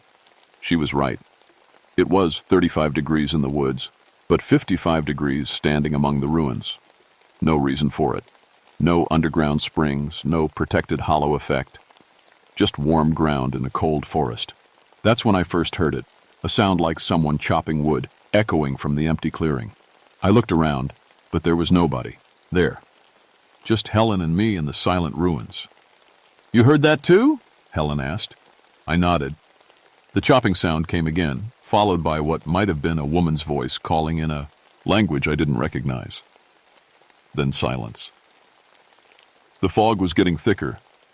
It moved between the stone foundations like it was looking for something. And I swear, just for a second, I saw smoke rising from one of the old chimneys. Gray smoke against the gray sky. But when I looked directly at the chimney, there was nothing there. I should have left right then. Should have packed up Helen's team and marked the site as unstable or dangerous or something. But I'm a historian, and this was the kind of discovery you only see once in a lifetime. So I stayed. That first night, I camped at the edge of the clearing with Helen and her graduate student Mark. We set up our tents in a triangle around a small fire. The woods around us were completely quiet. No owls, no rustling leaves, no wind. Just silence, so thick it felt like being inside a tomb. Around midnight, Helen woke me up. She was sitting outside her tent, staring at the ruins. "Jerry," she whispered, "look at the settlement." I looked. Every stone foundation was glowing with a soft, warm light. Not electric light, more like firelight, but without any actual fire. The light moved and flickered like flames were burning inside houses that hadn't existed for 2 centuries. "How long has it been like this?" I asked. "About an hour. And listen." I listened. From the ruins came the sounds of daily life, voices speaking in what sounded like German. The creak of a spinning wheel, someone hammering metal, children laughing, a dog barking. All the sounds of a busy settlement coming from empty foundations. Mark was still asleep in his tent, snoring softly. The sounds didn't wake him up. It was like Helen and I were the only ones who could hear them. "We should record this," Helen said, reaching for her tape recorder. But when she turned it on, the sounds stopped. The light faded. Everything went back to normal silence and darkness. The next morning, Mark said he'd slept great, best night of sleep he'd had in weeks. He hadn't heard anything unusual at all. Helen and I didn't talk much about what we'd seen. What do you say? That we saw ghost lights and heard ghost voices? We were scientists. We needed evidence, not stories. But the evidence was everywhere, if you knew how to look for it. The metal detector kept finding things that weren't there. The temperature stayed warm around the ruins. And twice that day I saw smoke from chimneys that were just piles of stone. Helen found something else. She was excavating near the main house foundation when she called me over. She'd uncovered part of a hearth, and inside the old fireplace were bones. Human bones. "This doesn't make sense," she said, carefully brushing dirt off a skull. "This fireplace was for cooking, not burial. Why would human remains be in here?" The bones were old, but not as old as they should be. They looked Native American. The skull shape was wrong for European settlers. And there were marks on them. Cut marks, like someone had used a knife or hatchet. "Jerry," Helen said quietly, "I think these people were murdered, and I think they were burned in this fireplace." That afternoon, while Helen and Mark worked on cataloging the bone fragments, I hiked back to the ranger station to do some research. I pulled out every book and file we had about the early settlement period in this part of Virginia. What I found made my blood run cold. The settlement at Totenfels Hollow had been built by a group of German families in 1740. They'd come down from Pennsylvania looking for cheap land. The Cherokee had warned them that the hollow was sacred ground, a burial place for Cherokee families going back generations. The Germans didn't listen. According to Cherokee oral history, the settlers had killed a Cherokee family that tried to stop them from building on the burial ground. 5 people, a man, woman, and 3 children. The Cherokee said the family had been protecting their ancestors' graves. After the murders, a Cherokee shaman had cursed the land. The curse was supposed to bind the killers' souls to the place where they'd spilled innocent blood. They would be trapped there forever, reliving their crime over and over until they understood the pain they'd caused. 6 months later, the entire German settlement had vanished. When traders came through in 1741, they found empty houses and cold fireplaces. No bodies, no signs of struggle, no explanation. The settlers had just disappeared. But according to Cherokee stories, they hadn't really left. They were still there, trapped by the shaman's curse, doomed to repeat the same day forever, the day they committed murder on sacred ground. I was reading this when my radio crackled to life. "Jerry, you need to get back here now." It was Helen's voice, but she sounded different, scared. "What's wrong?" "Just get back here. Something's happening to Mark." I ran the 3 miles back to the hollow. The fog was thick again, thicker than it had been all day. By the time I reached the clearing, I could barely see 10 feet in front of me. I found Helen kneeling beside Mark's tent. He was inside, unconscious, speaking in fluent German. Helen had her tape recorder running. "He doesn't speak German," she said. "He barely speaks English properly, but listen to him." Mark's voice was different, older, rougher. He was talking about Cherokee devils and protecting the family. He kept saying something about the sacred ground must be ours and God wills it. Then he opened his eyes and looked right at me. But they weren't Mark's eyes. They were older, harder, filled with a hate that went back centuries. "Sie werden alle sterben," he said in a voice that wasn't his. "You will all die." That's when the temperature around us dropped 30 degrees in 10 seconds and the settlement ruins began to glow again. But this time, we could see more than just light. We could see the houses. Complete houses, made of logs and stone, with smoke pouring from their chimneys. We could see people moving around inside them, shadows cast on walls that shouldn't exist. And we could see them looking back at us. Mark stayed unconscious for 3 hours. When he finally woke up, he couldn't remember speaking German. He couldn't remember anything after falling asleep in his tent. But something about him had changed.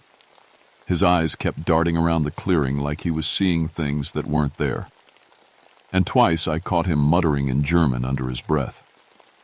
"We need to leave," I told Helen. "Pack up the site. We'll come back with a bigger team, maybe some experts in paranormal research." But Helen shook her head. "Look at what we're finding here, Jerry. This is the archaeological discovery of a lifetime. We can't just walk away." She was right, but she was also wrong. Some discoveries aren't worth making. That night, I stayed awake while Helen and Mark slept. I sat by the fire, watching the ruins, waiting for the lights to start again. Around 2 a.m., they did, but this time was different. This time, the ghostly settlement didn't just glow. It became solid. I watched stone foundations grow into complete walls. I saw log houses rise from empty ground, smoke poured from chimneys, and warm yellow light glowed in windows. The empty clearing became a busy settlement, exactly as it would have looked in 1740. And I could see the people. German settlers moved between the houses, doing the work of daily life. A woman hung laundry on a line that stretched between 2 buildings. Men chopped firewood and tended animals. Children played in the dirt between the houses. They looked real, solid, alive, but there was something wrong with them. They moved too slowly, like they were walking underwater, and they kept repeating the same actions over and over. The woman would hang the same shirt on the line 5 times. The men would chop the same piece of wood again and again. The children played the same game with the same exact movements. They were stuck, in a loop, doing the same things endlessly. Then one of the men looked up and saw me. His face went white with terror. He pointed at me and started shouting in German. The other settlers stopped what they were doing and turned to stare. Their expressions were identical. Pure, unreasoning fear. "Cherokee!" the man screamed. "Cherokee devils!" That's when I understood. The curse didn't just trap them in time. It trapped them in their guilt. To their eyes, anyone who threatened them looked like the Cherokee family they'd murdered, and their response to Cherokee people was always the same: violence. The ghostly settlers grabbed axes and knives and started running toward me. I jumped up and ran into the woods, crashing through underbrush in the dark. Behind me, I could hear them shouting, but their voices were fading.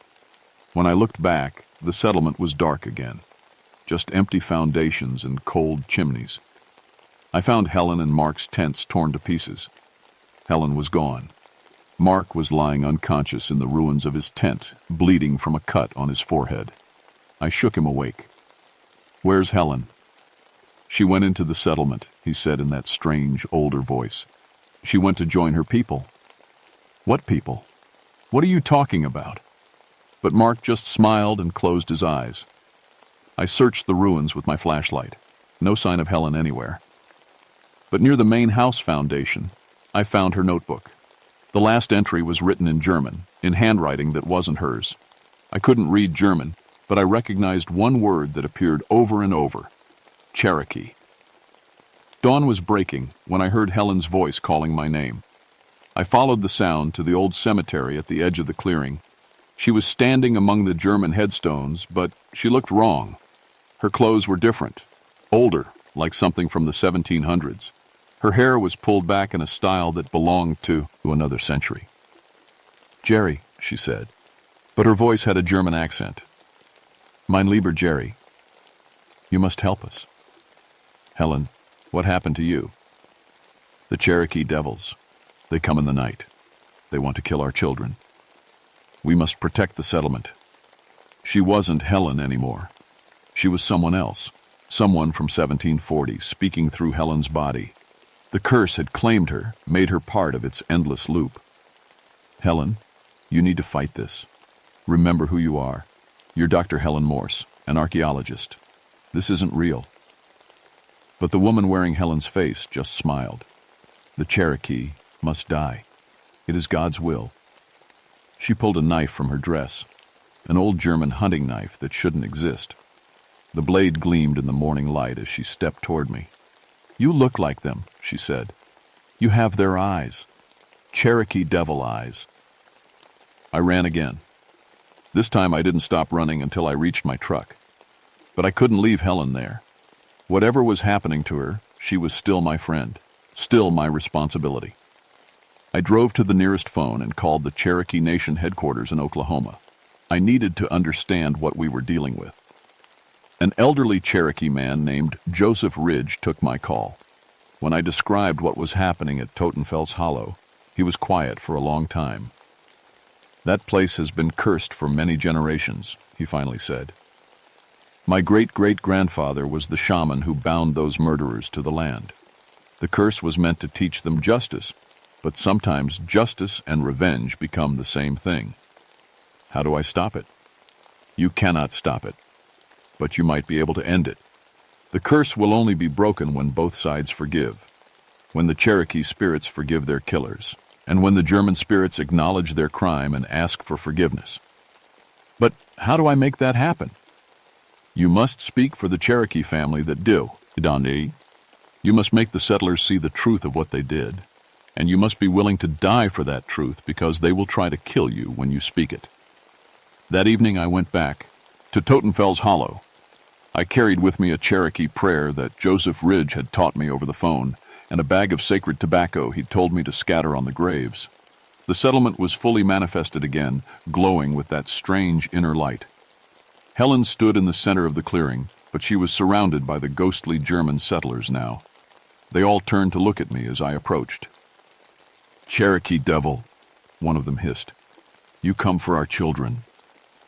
No, I said. I come for your souls. The German settlers formed a circle around me, their ghostly weapons raised. In the flickering light, they looked solid, real, dangerous. Helen stood among them, her eyes blank and staring, the knife still in her hand. I know what you did here, I said, speaking to all of them. November 15th, 1740. A Cherokee family came to this hollow to protect their ancestors' burial ground. You killed them, a man, a woman, and 3 children. You murdered them and burned their bodies in your fireplace. The settlers' faces twisted with anger and fear. Lies, one of them shouted. Cherokee lies. You built your houses on top of Cherokee graves, I continued. You knew this was sacred ground. They warned you, but you didn't listen. And when they tried to stop you, you killed them. They were heathens, Helen said in that strange, accented voice. This was our land. God gave it to us. God didn't give you anything, I said. You took it, and you paid the price. That's when the Cherokee spirits appeared. They rose from the ground like smoke, 5 figures in traditional dress.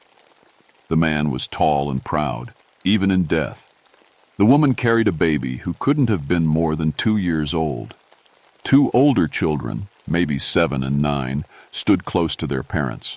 All of them had the wounds that killed them, cut marks on their throats, burn marks on their skin. They looked at the man settlers with eyes full of pain and anger that had lasted for centuries. You see them now, I said to the settlers. You see the family you murdered. The German settlers backed away, their weapons shaking in their hands. For the first time in 240 years, they were seeing their victims clearly, not as Cherokee devils or threats to be eliminated, but as people, as a family. We were protecting our children, one of the German men said, but his voice was uncertain now. They were protecting their children too, I said, their ancestors' graves, their sacred places. They came here in peace, and you answered with violence. The Cherokee father stepped forward and spoke in his native language. I couldn't understand the words, but I felt their meaning: pain, grief, a father's rage at watching his family die. "He says you stole their souls along with their land," I translated, though I didn't know how I understood. "He says you turned sacred ground into cursed ground." One of the German women began to cry. "We didn't know," she said. "We were afraid. The wilderness, the strange people, the unknown. We just wanted to be safe."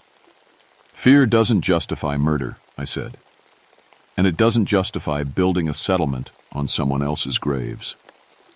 The Cherokee mother spoke next, her voice like wind through leaves. This time I understood her words perfectly, even though she spoke Cherokee. "She forgives you," I said, amazed. "After all this time, after all this pain, she forgives you. But she needs you to acknowledge what you did. She needs you to ask forgiveness for yourselves." The German settlers looked at each other, then at the Cherokee family they'd killed. Slowly, one by one, they began to lower their weapons. "Forgive us," the German man who'd first spotted me whispered. "We were wrong. We were so wrong." Helen suddenly gasped and staggered. The strange light went out of her eyes, and she looked around in confusion. "Jerry? What? Where am I?" The curse was breaking. The settlers were seeing the truth, and the Cherokee family was choosing forgiveness over revenge. The supernatural loop that had trapped them all was finally ending. But it wasn't over yet. One of the German settlers, a younger man with rage still burning in his eyes, raised his axe. "No," he shouted. "I will not beg forgiveness from heathens. This land is ours." He swung the axe at the Cherokee father. The ghostly weapon passed through the spirit, but the attack renewed the curse. The settlement blazed with angry red light, and the other German settlers' eyes went blank again. "Cherokee devil!" Helen screamed, raising her knife. "You made us weak!" They all rushed at me at once. I threw myself backward, rolling across the ground as ghostly blades cut the air where I'd been standing. The Cherokee spirits flickered and faded. The moment of forgiveness was lost. I scrambled to my feet and ran toward the old cemetery. If I could find the actual Cherokee burial ground, maybe I could break the curse from there. But the German settlers followed me, their weapons whistling through the air. A ghostly axe caught me across the shoulder. I felt real pain, saw real blood. Whatever they were, they could still hurt me. I reached the cemetery and began pulling up stones, looking for the hidden Cherokee graves I knew had to be there. Behind me, Helen and the other settlers were getting closer. "Cherokee must die," Helen chanted. "Cherokee must die." My hands found carved stone beneath the German headstones. Cherokee symbols, older than the settlement. I'd found the original burial ground. I pulled out the sacred tobacco Joseph Ridge had given me and scattered it on the Cherokee graves. Then I spoke the Cherokee prayer he'd taught me, words that felt strange in my mouth but right in my heart. The effect was immediate. The Cherokee spirits returned, stronger than before, but this time, they weren't alone. More Cherokee spirits rose from their desecrated graves, ends of them, generations of Cherokee families who'd been buried in this holy place. They surrounded the German settlers, and for the first time in centuries, the murderers were outnumbered by their victims.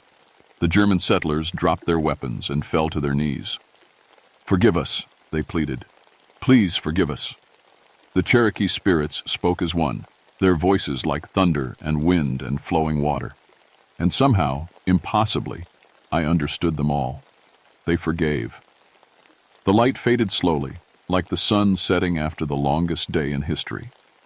The ghostly German settlement dissolved back into empty foundations and cold chimneys. The Cherokee spirits smiled at me once, then faded like morning mist. Helen collapsed to the ground, unconscious but breathing. When she woke up an hour later, she spoke fluent Cherokee for about 5 minutes before switching back to English. She didn't remember anything after the first night at the site. "What happened to us, Jerry?" she asked. I helped her to her feet and looked around the clearing. It looked normal now, just old ruins and overgrown ground, but I could feel the difference. The anger was gone. The curse was broken. For the first time in 240 years, Totenfell's Hollow was at peace. "We learned something about justice," I told her. and forgiveness. Mark recovered too, though he had nightmares in German for months afterward. We never told anyone the full story of what happened at the settlement. Who would believe it? Instead, I wrote a report recommending that the site be designated as a sacred Cherokee burial ground and closed to public access. The recommendation was approved. I started working with the Cherokee Nation after that, helping them identify and protect other sacred sites. Joseph Ridge became a good friend, and he taught me more Cherokee prayers and traditions. He said the spirits had marked me as an ally, someone who would speak for those who couldn't speak for themselves. Helen went back to teaching, but she kept the Cherokee language she'd somehow learned during her possession. She uses it now to help with Cherokee cultural preservation projects. Sometimes she says things in Cherokee that she doesn't remember learning, but they're always kind things. Blessings, mostly. We go back to Totenfels Hollow every November 15th, the anniversary of the original murders, not to study it, but to remember. We bring tobacco and sage, and we say prayers for both the Cherokee family and the German settlers. All of them were victims in the end, trapped by violence and fear. The Cherokee burial ground has proper markers now, placed there by tribal elders.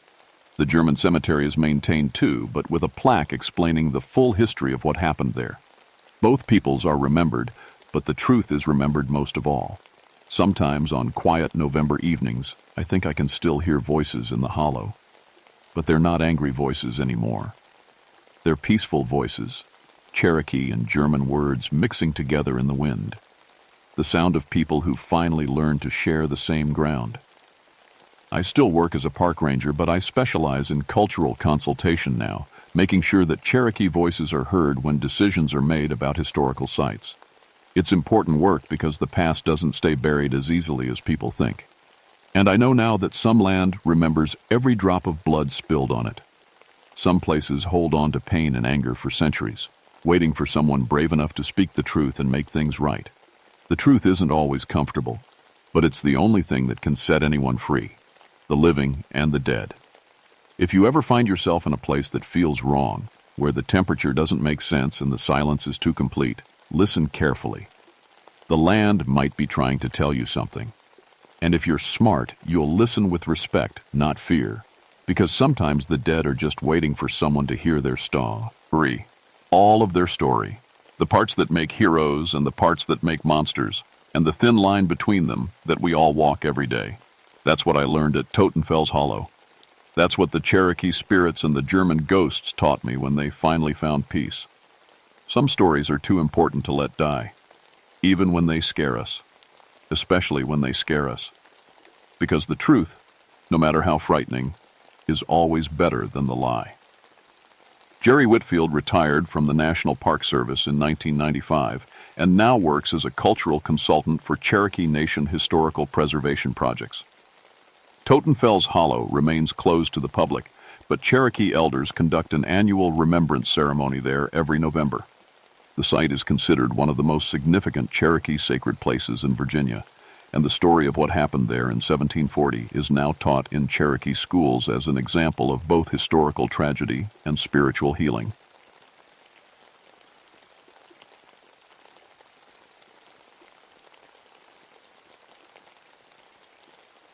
My name is Isaac Whitmore, and I've been a forest ranger for 13 years. I've seen plenty of things that would make most folks uncomfortable.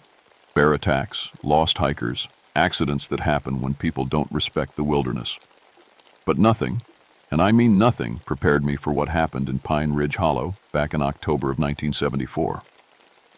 I grew up in coal country, right here in Kentucky. My daddy worked the mines, and so did my brother Tommy until a cave-in took him when I was 23. After that, I swore I'd never go underground again. The Forest Service seemed like a good way to stay above ground and still make a living helping people. I specialized in youth programs, teaching kids about nature, showing them there was more to life than coal dust and company stores. That October morning started like any other. The leaves were turning and there was frost on my truck windshield when I drove into the Daniel Boone National Forest headquarters. My supervisor, Jim Patterson, was waiting with a cup of coffee and a worried look. "Isaac, we got a problem," he said, sliding a report across his desk. "Scout troop leader called in yesterday. Says his boys saw some kids playing around Pine Ridge Hollow. You know that area? I knew it. Pine Ridge was 12 miles down a dirt road that hadn't seen maintenance since Eisenhower was president. The whole hollow had been evacuated back in 1943 when Blue Diamond Coal Company pulled out. Nothing there but rusted equipment and rotting buildings. Kids shouldn't be out there, I said, reading the report. Place is dangerous. Got mine shafts everywhere. That's what I figured. Need you to go check it out before this scout troop does their camping trip next weekend. Make sure it's safe or post some warning signs. I nodded and finished my coffee. Standard procedure. I'd done dozens of site inspections over the years. Pack my gear, drive out, take some notes, write a report. Easy day. The drive to Pine Ridge took an hour on roads that got worse with every mile. By the time I reached the hollow, my truck was covered in dust and my back was sore from all the bouncing.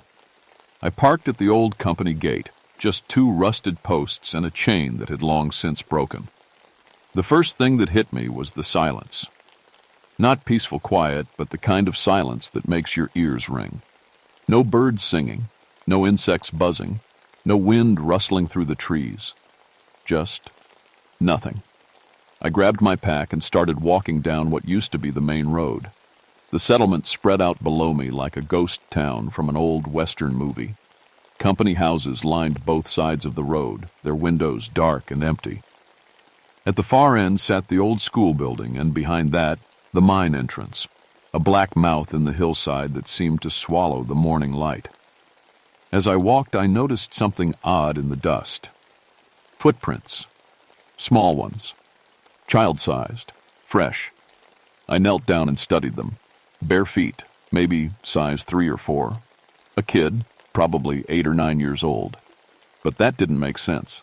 The nearest road was 12 miles away, and these prints were clear as day in coal dust that hadn't been disturbed in 30 years. "Hello?" I called out. My voice echoed off the empty buildings and died. "Anyone out here?" Nothing. I followed the prints toward the school building. They led right up to the front steps, then seemed to disappear. I climbed the steps and peered through the broken door. Inside, old desks sat in neat rows, covered in dust and bird droppings. A chalkboard still hung on the far wall, and I could just make out some letters written in faded white chalk. October 15th, 1943. A chill ran down my spine that had nothing to do with the cool mountain air. That was the day the mine closed. The day everyone left Pine Ridge Hollow, for good. I backed away from the school and checked my watch. Only noon, but something felt wrong about this place. The shadows were too deep, the silence too complete. Even my radio was acting up, crackling with static every time I tried to call into dispatch. That's when I heard it. Faint, but unmistakable. Children laughing. The laughter came from somewhere deeper in the hollow, near the old mine entrance. It sounded like kids playing tag or hide and seek. Pure joy, the kind you only hear when children think no adults are watching. I followed the sound, my boots crunching on gravel and broken glass. The air got colder as I walked, and my breath started showing in little puffs. Strange, since it had been a warm morning. "Kids, you need to come out," I called. "This place isn't safe. There are old mine shafts everywhere." The laughter stopped. I waited, listening. Then I heard footsteps running, like children scattering to hide. The sound echoed off the hollow walls, making it impossible to tell which direction they'd gone. I reached the mine entrance and stopped. A heavy wooden barrier had been built across the opening decades ago, with big red signs that read, "Danger, no entry." But there was a gap at the bottom, just big enough for a child to crawl through. My flashlight flickered when I pointed it at the gap. I smacked it with my palm, and it steadied. The beam showed more footprints in the coal dust, lots of them, all child-sized, all heading into the mine. "Damn it," I muttered. Those kids could be hurt or lost in there. I had to go in. I squeezed through the gap, grateful for all those years of staying in shape. The mine tunnel was about 6 feet high and supported by rotting timber beams. My flashlight beam showed the tracks continuing into the darkness. "Hello?" I called. "Kids, if you're in here, you need to come toward my voice. This place could collapse at any time." Somewhere in the darkness ahead, a child giggled. I followed the sound deeper into the mine. The air grew colder with each step, and that strange, sweet smell got stronger. Key peppermint candy. The walls closed in, and I had to duck to avoid the low ceiling beams. That's when my flashlight died. Complete darkness.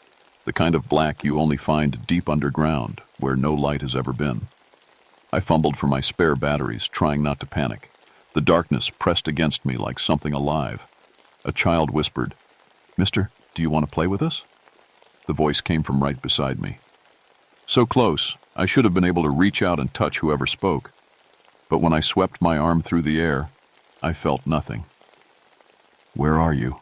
I whispered back. "We're here," said another voice. This one came from behind me. "We've been waiting so long for someone to play with." My hands shook as I tried to get the flashlight working again. Finally, the beam flickered on. The tunnel was empty. But there, in the coal dust at my feet, were fresh handprints. Small ones. A dozen or more, pressed into the dust like children had been crawling on their hands and knees all around me. I ran. I don't remember much about getting out of that mine, just stumbling through the darkness, banging my head on low beams until I saw daylight ahead. I squeezed through the gap and fell to my knees outside, gasping for air. My hands were shaking as I reached for my radio. "Dispatch, this is Ranger Whitmore." Static answered me. "Dispatch, do you copy?" More static, then a faint voice. "Isaac, you're breaking up. Say again?" "I'm at Pine Ridge Hollow. We've got children down in the old mine. Possible search and rescue situation." "Did you say mine?" "Isaac, you're ing up. Can't clearly." The radio died completely. I looked back at the mine entrance. In broad daylight, it looked ordinary. Just an old hole in the ground with some rotting boards across it. But I could still smell that sweet peppermint scent drifting out. I decided to head back to my truck and drive until I could get clear radio contact. Let someone else figure out how to get those kids out safely. I was paid to inspect sites and write reports, not play hero in dangerous mines. But as I walked back through the settlement, I noticed something that made my blood run cold. Roy Hendrick's maintenance truck was parked behind the old company store. Roy was the Forest Service mechanic, a good man in his 50s with 3 kids of his own. He must have driven up while I was in the mine. But why wasn't he answering when I called his name? I found him lying on the ground behind his truck, unconscious. At first, I thought he'd had a heart attack or heat stroke. But when I knelt beside him, I saw something that didn't make sense. Roy's hair had gone completely white. Not gray. Pure white, like fresh snow. And his face, God help me, his face looked like he'd aged 20 years since I'd seen him last week. His eyes fluttered open. "Isaac?" His voice sounded weak, older. "What happened? I came up here to check the road conditions, and there were children playing. They wanted me to join their game." "What game, Roy?" "Ring Around the Rosie." He struggled to sit up. "Sweetest little kids you ever saw. But their hands were so cold." I helped him to his feet, but he could barely stand. Whatever had happened to him, he needed a doctor. Fast. "We're getting out of here," I said. "Right now." But as we walked toward the trucks, I heard it again. Children laughing, coming from the mine entrance. And this time, I could swear I heard them singing, "Ring around the Rosie, pocket full of posies, ashes, ashes, we all fall down." Getting Roy down the mountain took 2 hours. He kept falling asleep, and twice I had to stop and check if he was still breathing. By the time I got him to the hospital in town, his pulse was barely there. The doctors couldn't explain what had happened to him. All his tests came back like he was 75 years old, not 52. They admitted him for observation and started running more tests. I went home that night, but I couldn't sleep. Every time I closed my eyes, I heard those children singing. And I kept thinking about the handprints in the mine, pressed into coal dust that should have been undisturbed for 30 years. The next morning, I drove to the local library and asked to see old newspapers from 1943. The librarian, Mrs. Morrison, was happy to help. She remembered when Pine Ridge closed down. "Terrible thing," she said, pulling out a thick folder of yellowed newspapers. "All those families just packed up and left overnight. Blue Diamond Coal said the mine was played out, but folks whispered it was something else." I found the October 16th, 1943 edition of the local paper. The headline read, "Mine Disaster Claims 12 Children." My hands shook as I read the article. 12 children from Pine Ridge had been playing near the mine entrance when a section collapsed, sealing them inside. The rescue effort lasted 3 days before Blue Diamond officials declared it too dangerous to continue. The bodies were never recovered. "We regret this tragic accident," the company spokesman was quoted as saying. "We have provided compensation to the families and will be relocating them to our other properties." But there was something odd about the article. It was buried on page 3 in small print. For a story about 12 dead children, it seemed like the paper was trying to hide it. I kept reading and found a follow-up story from a week later. It was even shorter, just 2 paragraphs about how the families had been relocated to other company towns, and the mine had been permanently sealed for safety reasons. No names, no ages, no details about the children who died. I asked Mrs. Morrison if she had any other records from that time. She disappeared into the back room and returned with a cardboard box full of old school records. "Pine Ridge Elementary," she said. "I saved these when they cleaned. Out the building.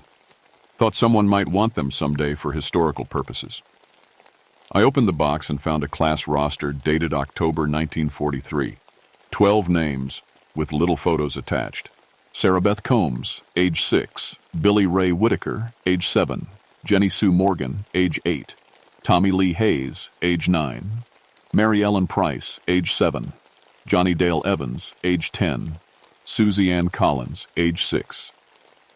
Bobby Joe Turner, age 8. Laura May Simpson, age 9. Danny Carl Brooks, age 7. Nancy Ruth Parker, age 8. Jimmy Dale Foster, age 11. I stared at their faces, school photos with gap-toothed smiles and carefully combed hair. Just normal kids who should have grown up, gotten married, had children of their own. Instead, they were trapped forever in that mine. That afternoon, I got the call about Roy. He'd died in the hospital. Heart failure, the doctor said, but they couldn't explain why a healthy 52-year-old man's body had just worn out. It was like he'd aged decades in a single day. I knew what had killed Roy Hendricks.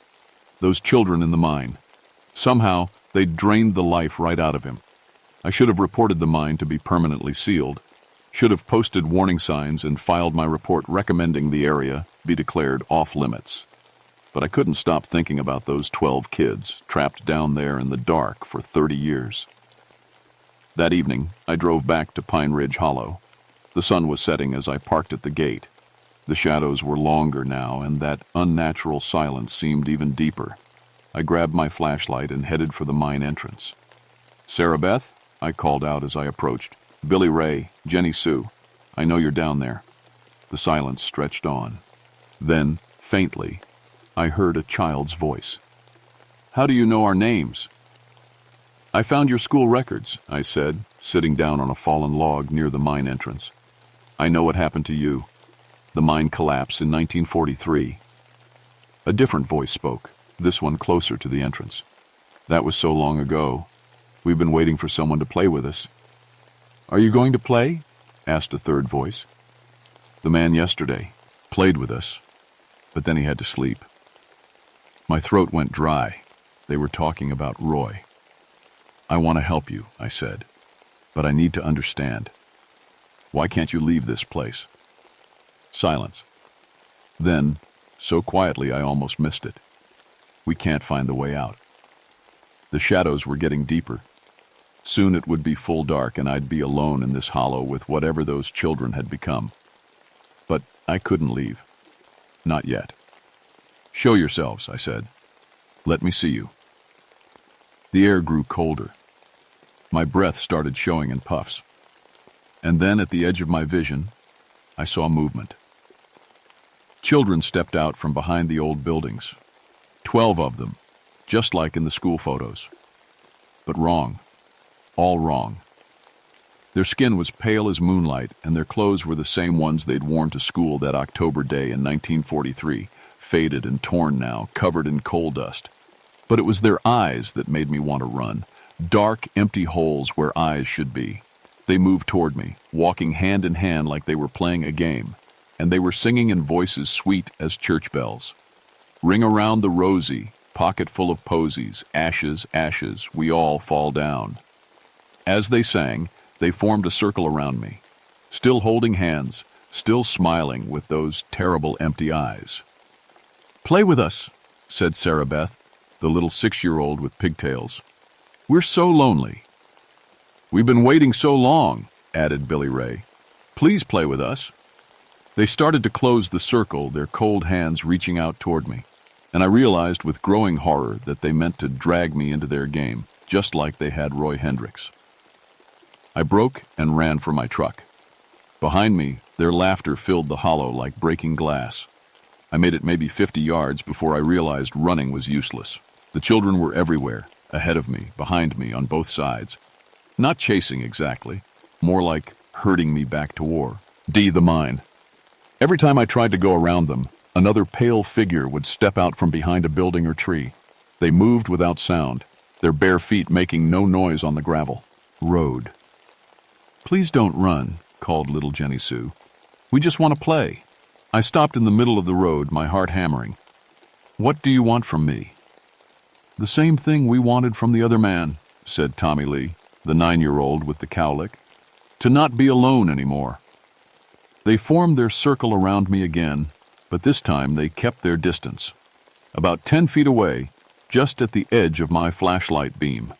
In the growing darkness, their pale faces seemed to glow. "You killed Roy Hendricks," I said. "We didn't mean to hurt him," said Mary Ellen. Her voice sounded sad. "He just got tired from playing. Sometimes the grown-ups get tired." "We don't understand why," added Johnny Dale. "Back when we were alive, grown-ups could play all day." Alive. At least they knew they were dead. "Listen to me," I said, trying to keep my voice steady. "You can't keep doing this. You can't keep hurting people." "But we're so lonely," whispered Susie Ann, the littlest one. "It's dark down in the mine and cold, and we can't find our way home." "Your home isn't in that mine," I said. "Your families are gone. They died a long time ago. You need to move on." "Move on to where?" asked Bobby Joe. "We don't know where to go." The circle started to close again. I could feel the cold coming off them now, like standing near an open freezer. My breath came out in thick puffs. "We know you work with children," said Laura May. "We watched you sometimes when you brought school groups to the forest. You understand us." "You're kind," added Danny Carl. "Kinder than the company men who sealed us in the mine. They could hear us calling for help, but they just kept piling rocks in front of the entrance." My blood went cold. "They could hear you?" "For 3 days," said Nancy Ruth. "We called and called, but nobody came. The rocks kept falling and the air got thin, and then we went to sleep," finished Jimmy Dale, the oldest. "When we woke up, everything was different. We could walk through walls and see in the dark, but we couldn't leave the hollow." The truth hit me like a punch to the stomach. The mine collapse hadn't been an accident. Blue Diamond Coal had sealed those children in there deliberately, probably to cover up some safety violation or avoid a lawsuit. They'd listened to 12 kids crying for help and chosen to bury the evidence instead of saving them. "I'm sorry," I whispered. "I'm so sorry that happened to you." "Will you play with us now?" asked Sarah Beth. "Will you help us not be lonely?" They stepped closer. Their hands reached out toward me, and I could see that their fingertips were black with coal dust. The same coal dust that had aged Roy Hendricks 20 years in a single day. "If I play with you," I said, backing away, "I'll die, won't I? Just like Roy." "Maybe," said Tommy Lee, "but you won't be lonely anymore. None of us will." I bumped into something hard and cold, the old company store building. I was trapped between the building and the circle of pale children. "There has to be another way," I said. "What do you really want? Not to play games. What do you really need?" The children looked at each other. For a moment, they seemed almost normal, just kids trying to figure out a difficult problem. "We want to go home," said Jenny Sue, "but we don't remember the way." "We want our families," said Billy Ray, "but they're gone." "We want people to remember us," said Mary Ellen, "to know what really happened." That was it. That was the key. "Your names," I said. "Blue Diamond Coal tried to erase you. No names in the newspaper, no proper burial, no memorial. It's like you never existed." "We existed," said Susie Ann fiercely. "We were real." "I know you were real," I said. "I saw your school photos. Sarah Beth Combs, B. Illy Ray Whitaker, Jenny Sue Morgan, Tommy Lee Hayes, Mary Ellen Price, Johnny Dale Evans, Susie Ann Collins, Bobby Joe Turner, Laura Mae Simpson, Danny Carl Brooks, Nancy Ruth Parker, Jimmy, Dale Foster."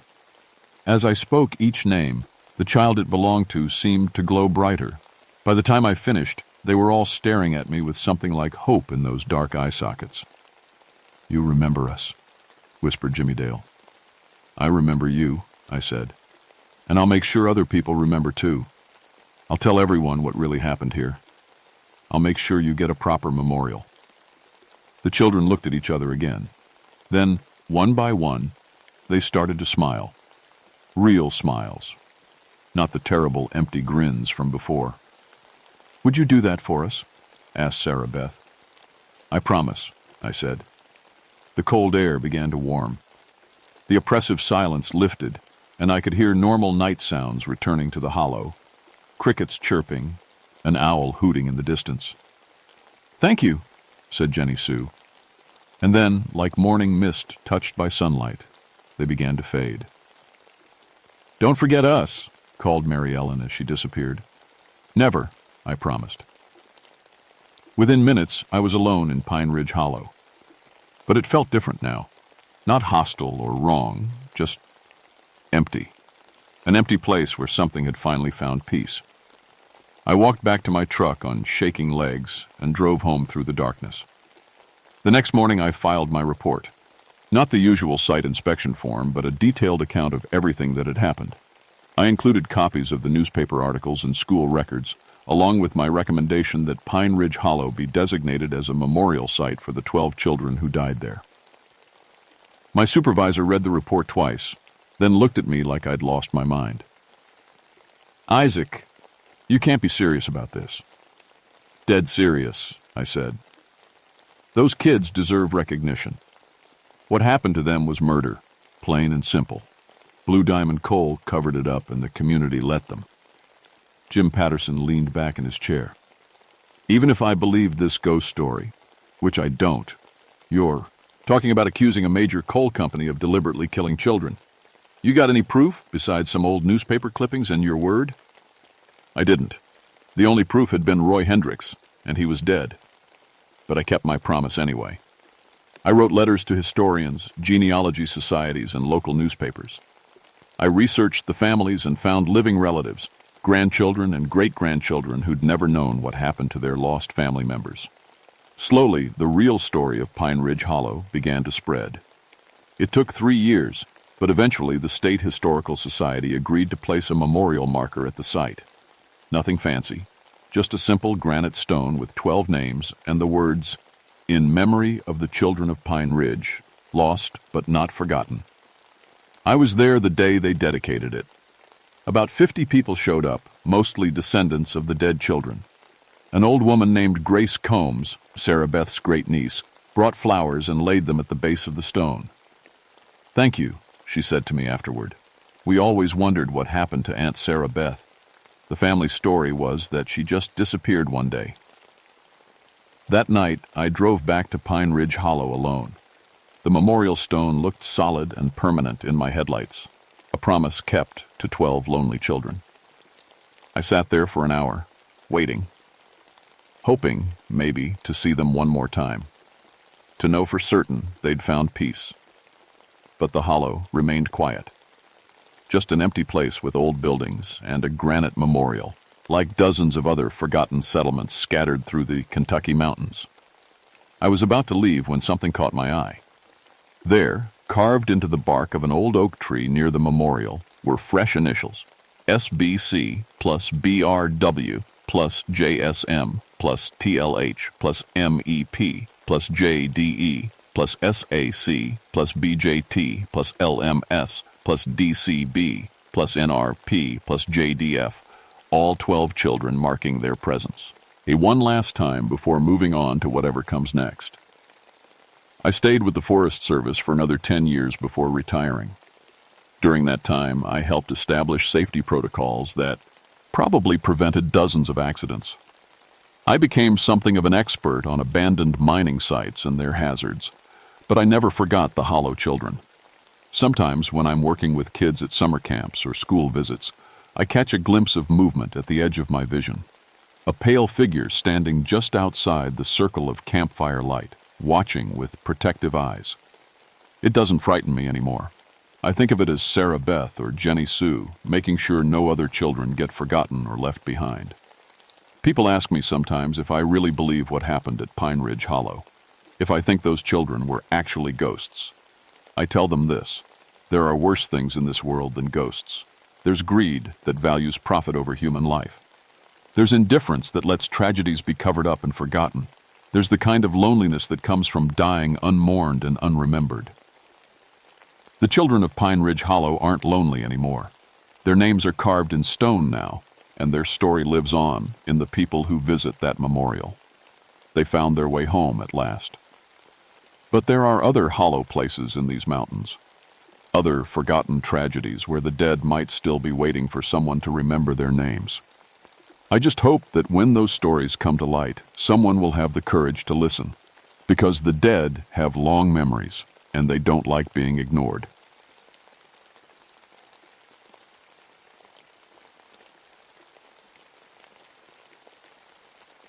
My name is Ezekiel Hawkins, but everyone calls me Zeke. I've been a forest ranger for 18 years now, working the Cherokee National Forest in Tennessee. Most folks think my job is about putting out campfires and helping lost hikers, but the truth is, I spend most of my time hunting moonshiners. I've busted over 200 illegal stills in these mountains. I know every trick in the book: how they hide their smoke, where they dig their pits, how they move their product down the mountain trails at night. My great-grandfather was one of the best shiners in these hills back in his day, so I guess you could say I know the business from both sides. That family history always sat heavy with me, like a shame I couldn't wash off. The old-timers around here love to tell stories about deals with the devil. They say some moonshiners got so desperate for success they'd sell their souls for the perfect recipe or the biggest operation.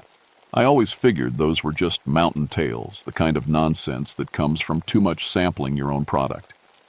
That was before July of 1955. Before I met the thing that lives in Copperhead Hollow. It started with Snake Patterson, my best informant. Snake wasn't his real name, of course, just what everyone called him on account of how quiet he could move through the woods. He'd been feeding me information about illegal stills for 3 years, and he'd never steered me wrong. Snake found me at the ranger station on a Tuesday morning, sweating through his shirt despite the early hour. The July heat was already building, and we'd been in a drought for weeks. Everything was brown and dying. "Zeke, you need to stay away from Copperhead Hollow," he said, not even bothering with his usual greeting. His hands were shaking. "What's got you spooked, Snake?" "There's something wrong up there. Real wrong. They got a still running that shouldn't be. Impossible." I poured him some coffee and waited.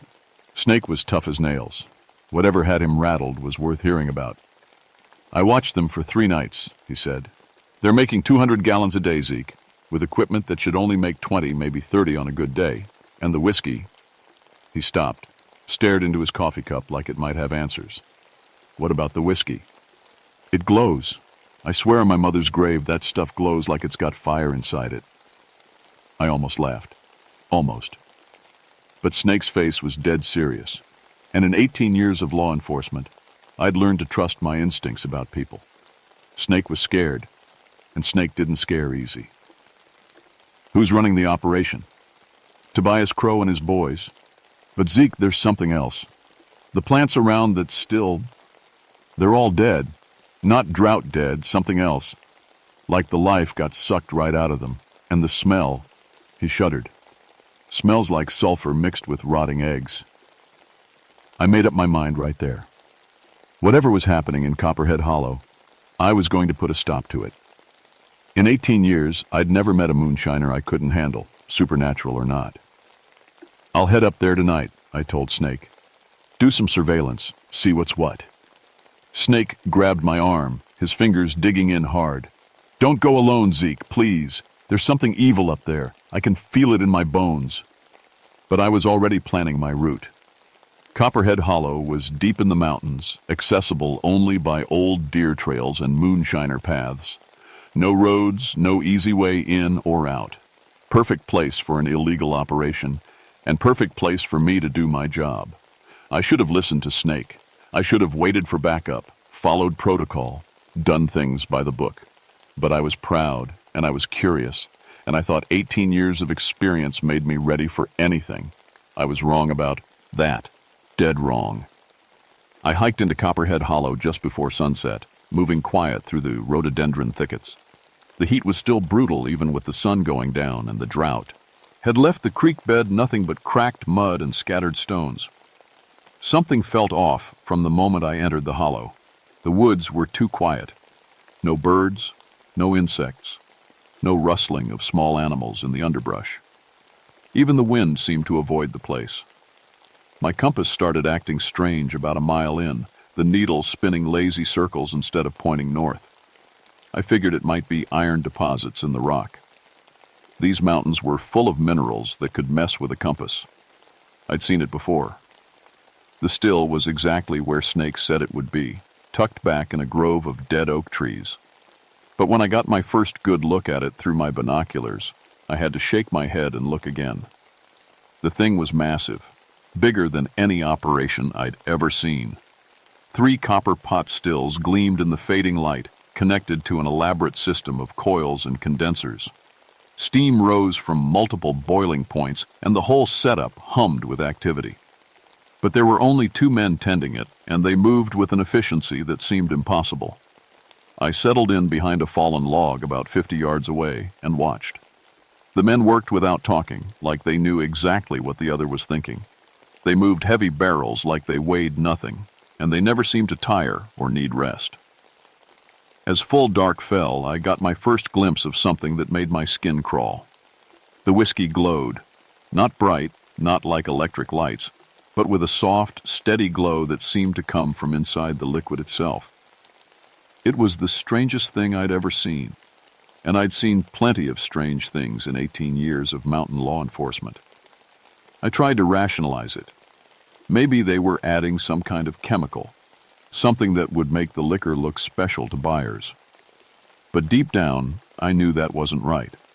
The glow was too steady, too natural, like moonlight trapped in glass. Around midnight, I saw him. A tall figure in a black suit walked out of the darkness and started inspecting the operation. He moved between the stills with authority, checking gauges and nodding approval. The 2 workers treated him with obvious respect, almost fear. But here's what made my blood run cold. The man cast no shadow. The fires under the stills threw shadows from everything else, but where he stood, there was nothing. I tried to get a better look through my binoculars, but every time I focused on him, the image seemed to slip away like smoke. My radio crackled with static, and for just a moment I could have sworn I heard screaming mixed in with the white noise. The man in the suit suddenly stopped and turned toward my hiding spot. Even from 50 yards away, I could see his smile, white teeth gleaming in the darkness.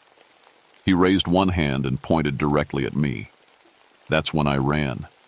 I stumbled through the woods in blind panic, branches tearing at my clothes, rocks turning under my feet.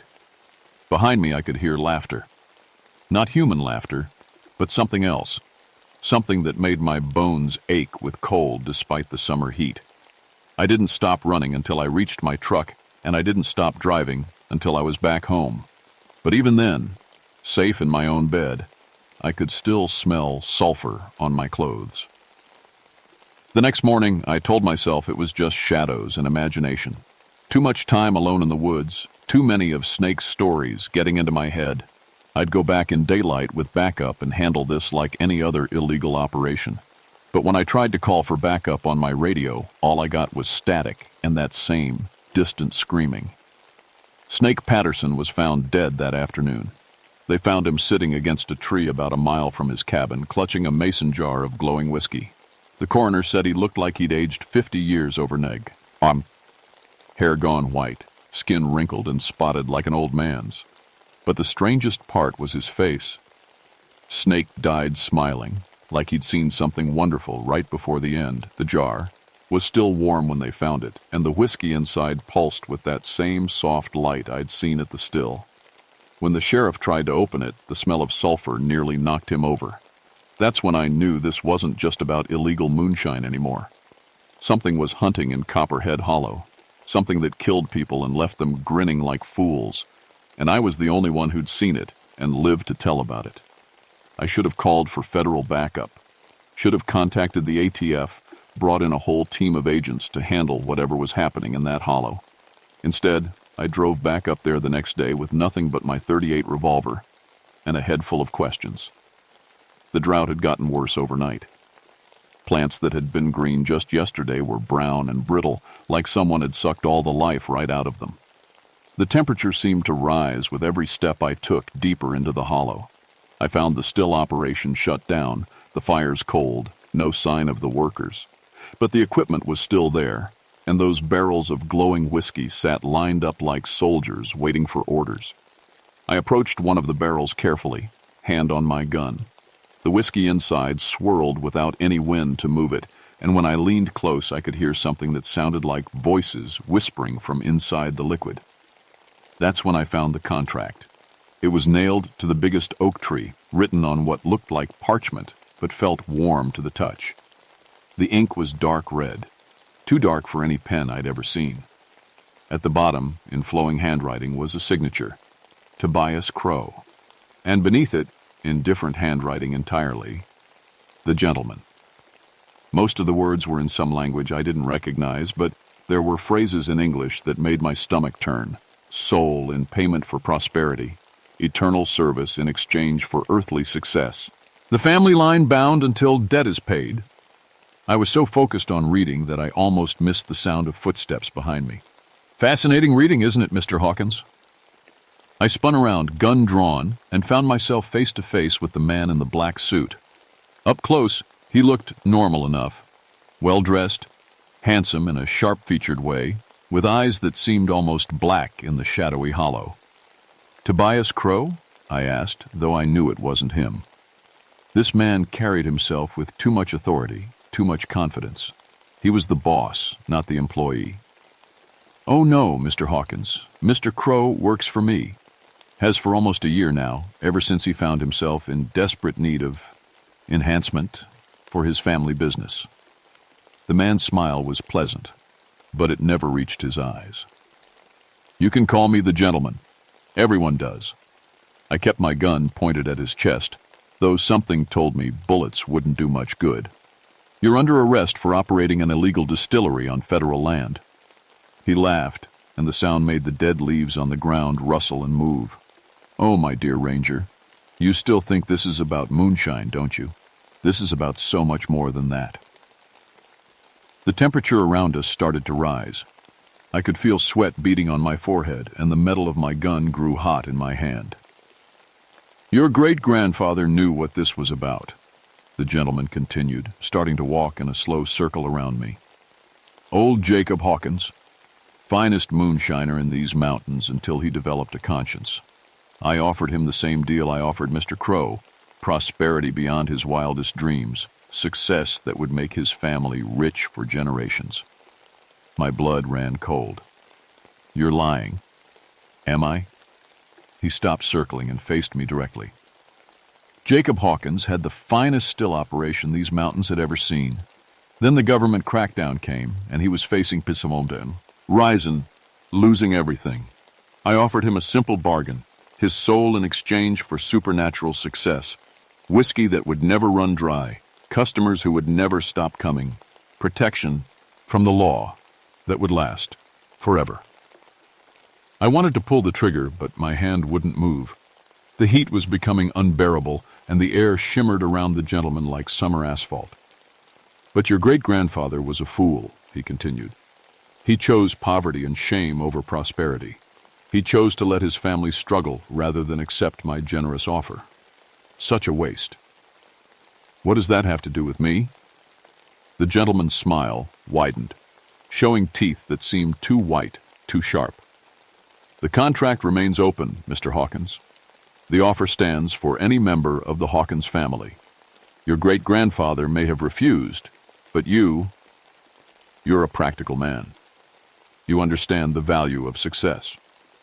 Behind him, I could see figures emerging from the woods, the two workers from the night before, but changed. Their skin had a grayish pallor, and their eyes glowed with the same light as the whiskey. They moved with that same eerie coordination, like puppets controlled by the same hand. "Think about it," the gentleman said. "You could have everything you've ever wanted. Respect, prosperity, power. No more chasing criminals through the woods. No more living with the shame of your family's past. All I ask in return is your soul. And really, what are you doing with it anyway?" The heat was making it hard to think, hard to breathe. My gun felt like it weighed 100 pounds, and the gentleman's words were starting to make a terrible kind of sense. "I could make you the most successful law enforcement officer in the country," he whispered. "You could catch every criminal, solve every case, be the hero you've always wanted to be. All it would cost is your signature on a piece of paper." For just a moment I almost said yes. The temptation was so strong it made my chest ache. All my life I'd felt like I was fighting an uphill battle against my family's reputation, trying to prove that not all Hawkinses were criminals. But then I remembered Snake's face, that horrible smile frozen in death. And I knew what that signature would really cost. "Go to hell," I managed to say. The gentleman's pleasant expression never changed, but the temperature around us dropped 20 degrees in an instant. "Oh, Mr. Hawkins, I'm afraid that's where you'll be going if you don't accept my offer. You see, you've seen too much, learned too much. I can't let you leave this hollow alive unless you're working for me." The two gray-skinned workers started moving toward me, and I could see that their fingernails had grown into claws. My gun hand finally responded, and I pulled the trigger. The bullet passed right through the first worker like he was made of smoke. He kept coming, that terrible smile on his face, and I knew I was in more trouble than any law enforcement training had ever prepared me for. I ran again, crashing through the dead underbrush with those things behind me. But this time I wasn't running blind. I had a destination in mind, the old family cemetery where my great-grandfather was buried. If the gentleman was telling the truth about Jacob Hawkins, maybe there were answers waiting there. The cemetery sat on a ridge above the hollow, overgrown with weeds but somehow untouched by the supernatural drought. The moment I crossed onto that ground, I felt different, cooler, calmer, like I'd stepped into the shade after hours in burning sun. My great-grandfather's headstone was weathered but readable. Jacob Hawkins, 1858 to 1943, he chose the harder path. Carved beneath it was a small cross and words I'd never noticed before. Some prices are too high to pay. Behind me I could hear the gentleman and his workers approaching, but they seemed to slow as they neared the cemetery. I knelt by the grave and pressed my hand to the earth, and I swear I could feel something there. Warmth, protection, like invisible arms wrapping around me. "Clever boy," the gentleman called from the edge of the cemetery. "But you can't stay there forever. This ground may be blessed, but my reach is long, and your friends are already mine." That's when I saw them. 3 more Forest Service vehicles coming up the mountain trail. My backup had finally arrived, but something was wrong. They moved too fast, took the curves too sharp, like the drivers didn't care about safety anymore. The trucks stopped at the base of the ridge, and 5 rangers got out. I recognized them all, good men, experienced officers, but their eyes glowed with that same sickly light as the whiskey, and they moved with that same puppet-like coordination. "They were thirsty after their long drive," the gentleman called. "I offered them refreshment. They accepted much more readily than you have. The possessed rangers started up the hill toward me, and I knew my .38 wouldn't stop them any more than it had stopped the others. But as they reached the edge of the cemetery, something remarkable happened. They stopped. Not because they wanted to, but because they couldn't take another step. Whatever protected this ground was stronger than the gentleman's influence. "Interesting," he said, walking closer himself. "Your great-grandfather was more prepared than I thought. But no blessing lasts forever, Mr. Hawkins. Eventually, you'll have to leave that protection. And when you do—" He didn't finish the threat, but he didn't need to. I looked around the cemetery desperately, searching for anything that might help. That's when I saw it.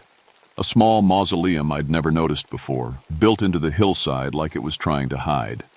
The door was slightly open, and something inside caught the moonlight. I made a run for it, and the possessed rangers immediately tried to follow, but they still couldn't cross onto the blessed ground. I reached the mausoleum and pulled the door open. Inside was a small room, and on a stone shelf sat an old leather journal, a silver crowlet, and a mason jar filled with clear liquid that definitely wasn't whiskey. I grabbed all three and started reading by the light of my flashlight. The journal was my great-grandfather's, and the story it told made everything clear. The creature came to me in the winter of 1893, when the government was shutting down stills across the mountains. He offered me wealth and success beyond imagination, whiskey that would never run dry, and customers who would never stop coming. All he wanted was my soul. I was tempted. God forgive me, I was so tempted. But my Hannah was pregnant with our first child, and I couldn't bear the thought of leaving him a legacy of damnation. I refused. The creature was angry, but the contract was already written. He said it would remain open for any member of my bloodline, waiting for someone desperate enough or greedy enough to sign. I've done what I can to protect my family. This ground is blessed, sanctified with holy water and righteous purpose. The silver cross was blessed by 3 different preachers and will burn any creature of hell. The jar contains water from the baptism spring at Cades Cove. It will break any demonic influence. If you're reading this, it means the creature has returned for another generation. Fight him, child. Don't let him take what God gave you freely. I looked up from the journal to find the gentleman standing just outside the mausoleum. He couldn't enter. The protection extended even here, but his face had changed. The human mask was slipping, and I could see something else underneath. Something with red skin and yellow eyes and teeth like broken glass. "Touching family reunion," he snarled, and his voice no longer sounded human. "But you still can't stay there forever." "Maybe not," I said, grabbing the silver cross and the jar of holy water. "But I don't need forever. I just need long enough." I walked back out to face him, and for the first time since this whole nightmare began, I felt like I had a fighting chance. The cross grew warm in my hand, and the holy water seemed to pulse with its own light. "You made a mistake," I told him. "You assumed I'd be like you, willing to take shortcuts, willing to sacrifice anything for success. But my great-grandfather taught my family something more valuable than that." The gentleman's true form was becoming more visible now, 7 feet tall, with horns curving from his skull and smoke rising from his skin. "What did he teach you, little ranger?" I smiled and pulled the original contract from my pocket, the one I'd taken from the tree. He taught us that some prices are too high to pay. And with that, I touched the silver cross to the contract and poured the holy water over both. The effect was immediate and devastating.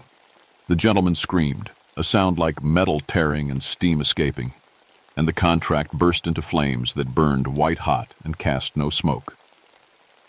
The possessed rangers collapsed as if their strings had been cut, and all across the hollow, I could hear the sound of glass breaking as the cursed whiskey turned back into ordinary corn mash. The gentleman's form began to waver and fade, but his voice carried clearly across the cemetery. "This isn't over, Hawkins. The bloodline is long, and there are always more desperate souls looking for easy answers. Maybe, I said, but they'll have to get past me first. He vanished with a sound like thunder, and the oppressive heat lifted from the hollow like a weight being taken off my chest.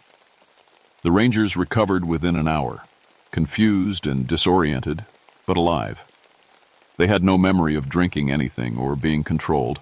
To them, they'd just arrived to provide backup and suddenly felt dizzy. I didn't try to explain what had really happened. Some things are better left as mysteries. The still operation was destroyed, not by explosion, as my official report claimed, but by something more thorough.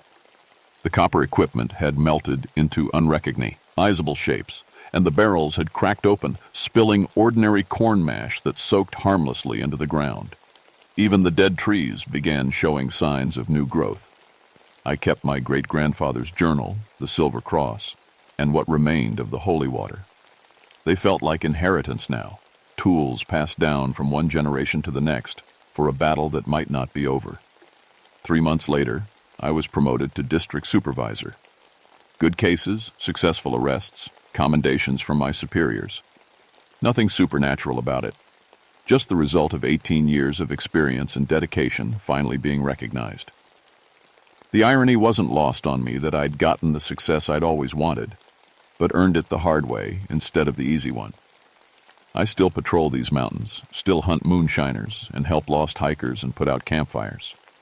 But now I'm watching for other things too. Places where the plants die without reason. Stills that produce too much, too fast. Whiskey that glows in the dark. Because the gentleman was right about one thing. There are always desperate people looking for easy answers, and some prices are too high to pay, even if you don't realize it until the bill comes due. Last week I got a call about a still operation over in Blount County.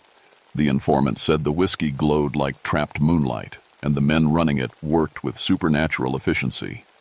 I'm heading over there tomorrow with my great-grandfather's Silver Cross in my pocket and the knowledge that some family legacies are worth fighting for. My name is Ezekiel Hawkins, and I'm a guardian as much as I am a ranger. The mountains hold more secrets than most people know, and some of those secrets are darker than others. But as long as there are people willing to stand between the light and the dark, willing to choose the harder path over the easy one, there's hope. Even in Pool, places where the devil likes to make his deals.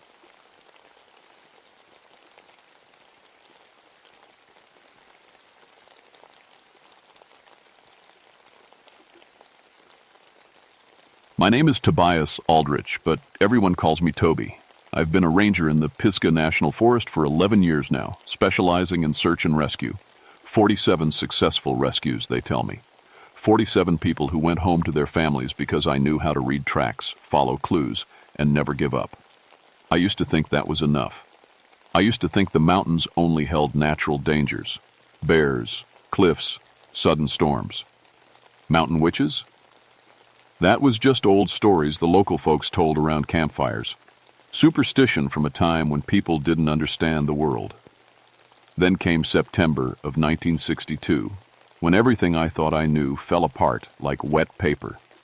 It started with Billy Morrison, 8 years old, red hair and freckles. His family was camping near the Blue Ridge Parkway when he wandered off during dinner prep. Standard stuff. Kids get curious, see something interesting, forget to stay close. We get these calls maybe once a month.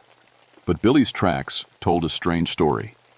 I found his sneaker prints clear as day in the soft dirt near their campsite. Size 2 Keds, worn tread on the left heel where he dragged his foot. The trail headed straight up the ridge toward Granny Blackthorn's Cove, a hollow 6 miles from the nearest road that most folks avoided. "You sure you want to go up there?" Helen Carpenter asked me. Helen was a local volunteer, knew these mountains better than anybody. She'd helped on maybe 20 searches over the years. Good woman, tough as nails. But I saw something in her eyes I'd never seen before. Fear. "It's just a hollow, Helen. Kid probably got turned around, found some shelter." "Ain't just any hollow." She adjusted her pack, wouldn't look at me directly. "My grandmother used to tell stories about that place. Said a witch lived up there back in the old days. Granny Blackthorn, they called her. Sweet as pie to your fool. Ace, but she had a taste for children." Helen, come on. It's 1962. I know what year it is, Toby, but I also know 3 children have gone missing near that cove in the past 2 months. And I know my compass starts spinning crazy when I get within a mile of that place. I checked my own compass. Needle pointed steady north, like always. Equipment gets funny in the mountains sometimes. Magnetic deposits in the rocks. But as we hiked up the ridge trail, my radio started acting strange. Instead of the clear chatter from base station, I kept hearing something that sounded almost like children laughing. Faint, but there. I adjusted the frequency, checked the battery. The sound stayed. You hear that? I asked Helen. She nodded, face pale. Started about a mile back. The trail to Granny Blackthorn's Cove was overgrown but well-defined, like something used at regular. Billy's tracks showed clear in every patch of soft ground, always heading straight toward the hollow. No wandering, no signs of confusion. That bothered me. Lost kids usually zigzag, backtrack, show panic in their stride. Billy's prints looked purposeful, like he knew exactly where he was going. The forest felt wrong, too quiet.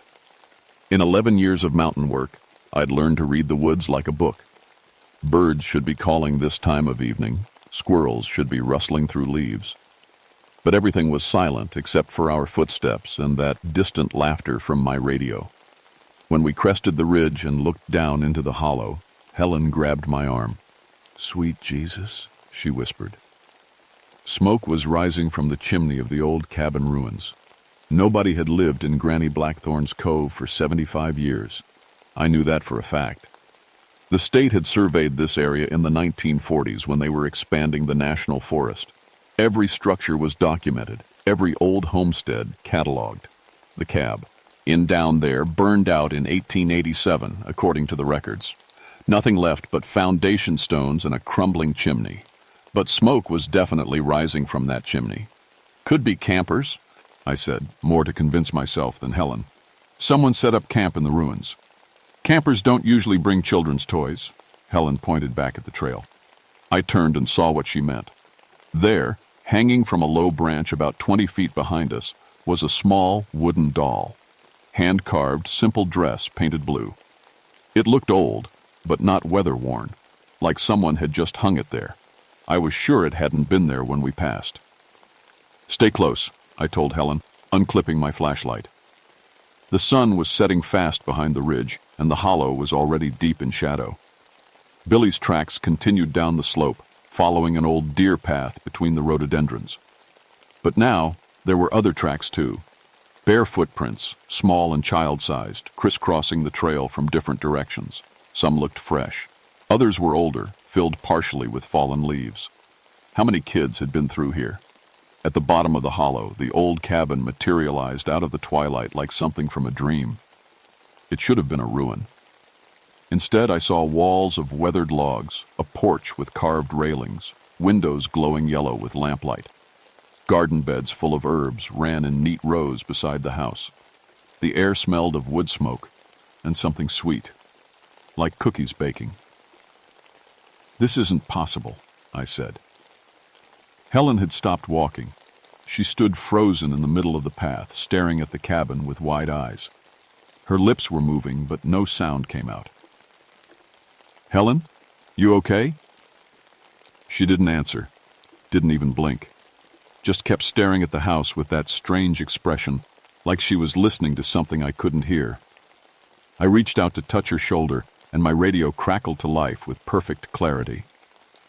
"Toby, you out there? This is Base."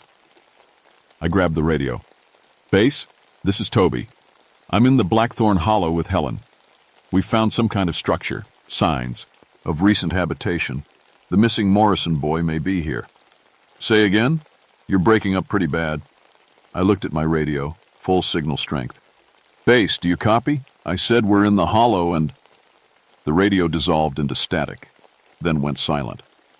But just before it cut out completely, I could swear I heard a child's voice saying, "Come play with us, mister. Granny's been waiting." A door creaked open on the cabin porch. She looked exactly like what a grandmother should look like.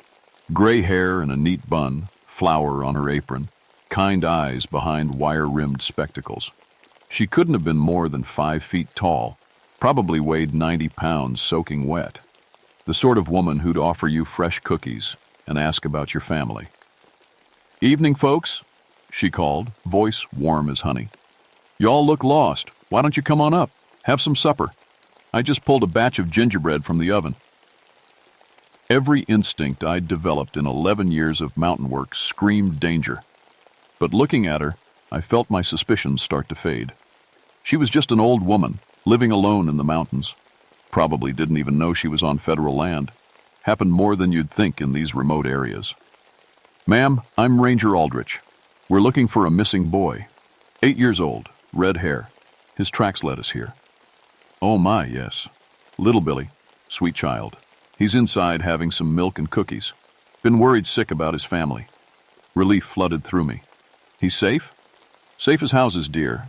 Come on in, both of you. It's getting cold out there." I started toward the cabin, but Helen caught my arm. Her grip was iron strong, and when I looked at her face, I saw raw terror. "Don't," she whispered. "Please don't go in there." "Helen, it's okay. She's got Billy. We found him." "Look at her eyes," Helen hissed. "Really look." I turned back to the old woman on the porch. She was still smiling. Ealing still looked harmless as could be, but when I focused on her eyes, they were completely black. Not just the pupils, the entire eye, black as coal. And in that darkness, tiny lights flickered like stars, or like the reflection of children's faces. "Don't be shy now," the woman said, and her voice had changed slightly. Still sweet, but with an edge underneath, like honey poured over broken glass. "Granny Blackthorn doesn't bite. Much." The temperature dropped 20 degrees in as many seconds. My breath came out in white puffs, and frost began forming on the herbs in her garden. Somewhere behind the house, wind chimes made of bone started clicking together, playing a tune I almost recognized. A lullaby, the kind mothers sing to help children sleep. I grabbed Helen and pulled her back up the path, away from whatever that thing was pretending to be. Behind us, I heard the old woman's voice change completely, deeper, rougher, filled with ancient anger. "Now that's just rude, dearie, after I've been so hospitable. After I've taken such good care of all the lost children who've found their way to my door." We ran. Helen stumbled over roots and rocks, but I kept her moving. Behind us, that terrible voice followed, no longer even pretending to be human. "You can't take them from me. They're mine now. Their souls keep me young and strong. I've waited so long for fresh ones." The woods around us began to change as we climbed. The autumn leaves turned brown, then fell in great drifts. Snow started to fall, thick and heavy. Within minutes, we were running through a winter landscape, our breath burning cold in our lungs. "What's happening?" Helen gasped. "I don't know." I checked my compass. The needle spun in wild circles, never settling on any direction. "Just keep moving." We made it maybe half a mile before Helen collapsed. She'd been slowing down for the past few minutes, and when I looked back at her, I saw why. Her dark hair had gone completely gray. Lines had appeared around her eyes and mouth. She looked like she'd aged 20 years in the space of our run. "Helen, what?" "She's doing it," Helen whispered, and her voice sounded older too, weaker. "Granny Blackthorn. She's taking my years, my life, using them to power her magic." I knelt beside her, tried to help her up. "We need to keep moving." "Can't. Too tired." Helen's eyes were closing. As I watched in horror, more gray streaked through her hair, more lines appeared on her face. "She's had me before, Toby. When I was 8, same as Billy. Same as all the others." "What are you talking about?" "I got away, but not all the way. Part of me stayed with her. Part of my soul. That's why I could feel her influence. Why I knew the stories were true. And now she's calling that piece back." Helen's hand was cold in mine, and getting colder. "Helen, stay with me." "Listen," she said urgently. "The children aren't dead. She keeps their souls, feeds on them to stay alive. That's why she looks young in her true form, why she's lived so long. But the souls, they're still aware, still trapped. How do you know this? Because I can hear them. Helen's eyes went wide, staring at something I couldn't see. They're singing, Toby. All the lost children singing together. They want to go home. They want to rest. A child's laughter echoed through the trees, coming from every direction at once. Not the innocent sound of kids playing, but something twisted and wrong, like a music box running down. She knows where you are, Helen whispered. She's been watching you for years, ever since your sister. My sister? The words hit me like a physical blow. Sarah? But she disappeared when I was 12. That was 25 years ago, down in Tennessee. Helen gripped my hand tighter. Where in Tennessee? The Smoky Mountains. Great Smoky Mountains National Park. We were camping with our folks. The memory came rushing back, clear as yesterday. She went to pick berries, found a nice old woman who said she knew where the best ones grew.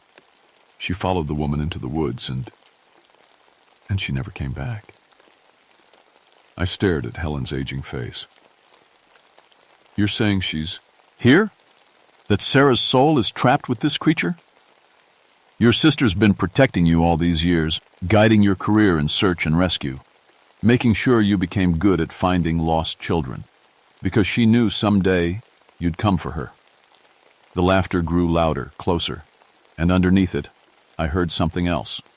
A girl's voice, faint but unmistakable, calling my name.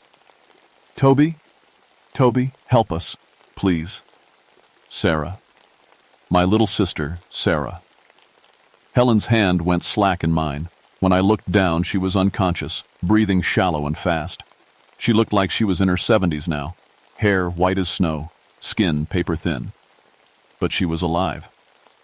I heard footsteps on the frozen leaves behind me, slow, deliberate steps coming down the path from the hollow.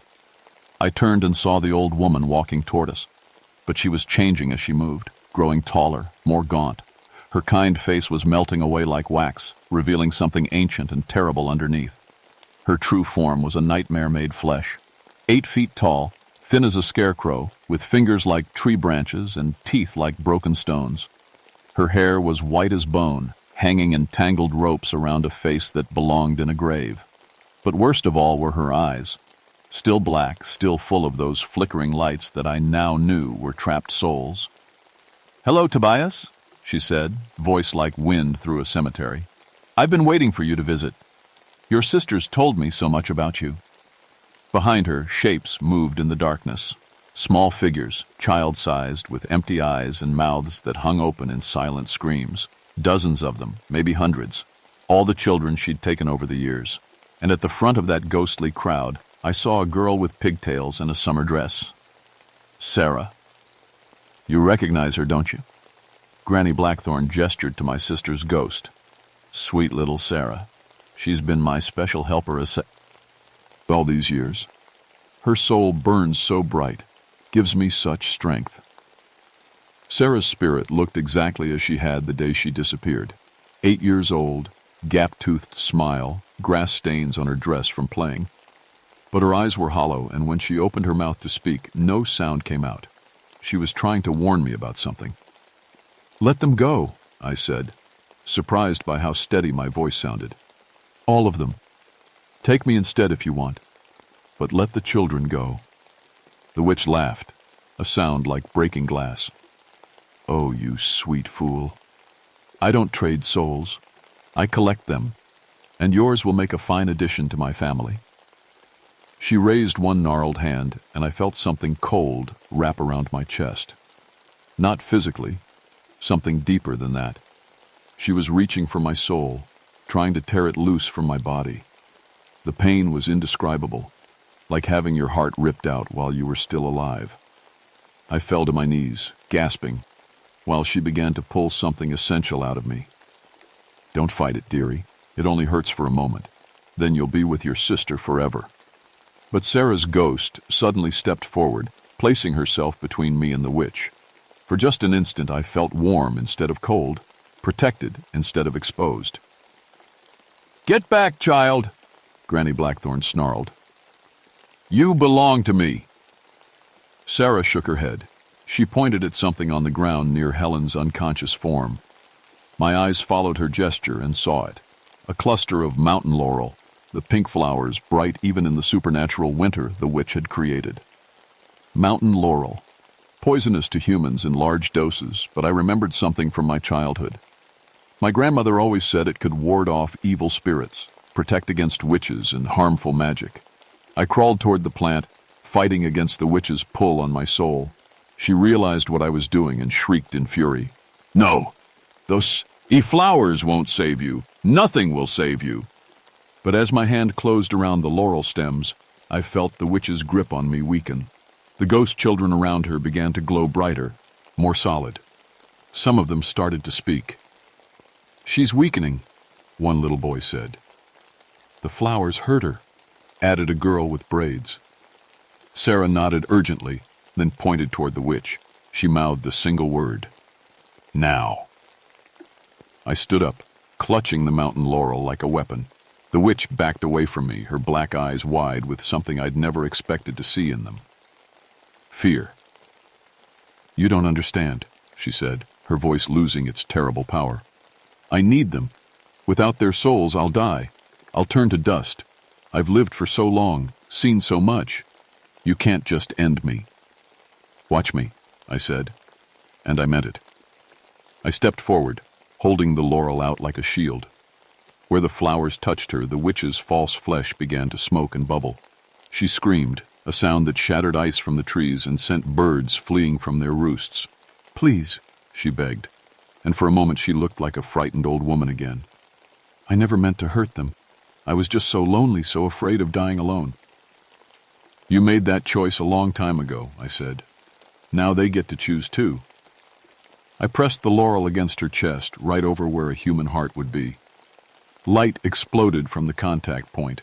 Not harsh white light, but warm and golden, like sunlight through stained glass. The witch dissolved, flesh falling away like autumn leaves.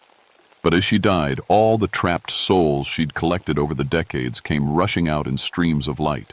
They swirled around me like fireflies, each one pausing to whisper, "Thank you," before floating up toward the sky. Sarah was the last to go. She stood before me for a long moment, solid and real as she'd ever been. Then she smiled, that gap-toothed grin I'd missed for 25 years, and reached out to touch my face. "I'm proud of you, big brother," she said, her voice clear as a bell. "You saved us all." "I love you, Sarah. I never stopped looking." "I know. That's why I led you here. That's why I made sure you became so good at finding lost children. Because I knew someday you'd find me." She kissed my forehead, and I felt 25 years of guilt and grief lift from my shoulders. "Take care of Billy," she said. "And Helen. They're going to need you." Then she was gone, dissolved into golden light that rose up into the winter sky and disappeared among the stars. I found Billy Morrison inside the cabin, which had become real ruins again the moment the witch died. He was unconscious, but breathing, curled up in a nest of old blankets with no memory of what had happened. Just another lost kid who'd wandered too far from his campsite. Helen aged back to normal within an hour. Though she claimed to remember everything, she never talked about it much after that, but sometimes I caught her staring off into the mountains with a thoughtful expression, like she was listening to something the rest of us couldn't hear. The official report listed Billy's case as a standard wilderness rescue. Kid got lost, found shelter in old ruins, mild exposure, and dehydration. Nothing unusual, nothing that would make headquarters question my sanity or fitness for duty. But I kept the mountain laurel I'd used to destroy the witch, pressed between the pages of my incident log. And I started paying closer attention to the missing children cases that came across my desk. Turned out there were patterns, if you knew how to look. Kids disappearing near certain hollows, certain old homesteads. Reports of helpful strangers who offered to show the way. Families who'd been affected by similar disappearances generations back. I became something of a specialist in those kinds of cases, the kind where the official explanation never quite fit, the kind where you needed more than tracking skills and wilderness medicine to bring the children home. Word gets around in the search and rescue community. Rangers started calling me when they had cases that felt wrong, that seemed to follow supernatural rules instead of natural ones. I always went. I always brought mountain laurel, and I always listened for the voices of trapped children calling for help. Some people say I'm crazy. They point out that I've never found evidence of anything truly supernatural since that night in Granny Blackthorn's Cove. They say it was just stress, isolation, a guilty conscience about my sister creating elaborate hallucinations. Maybe they're right. Maybe it was all in my head. But I've brought home 43 more children in the 20 years since that September night.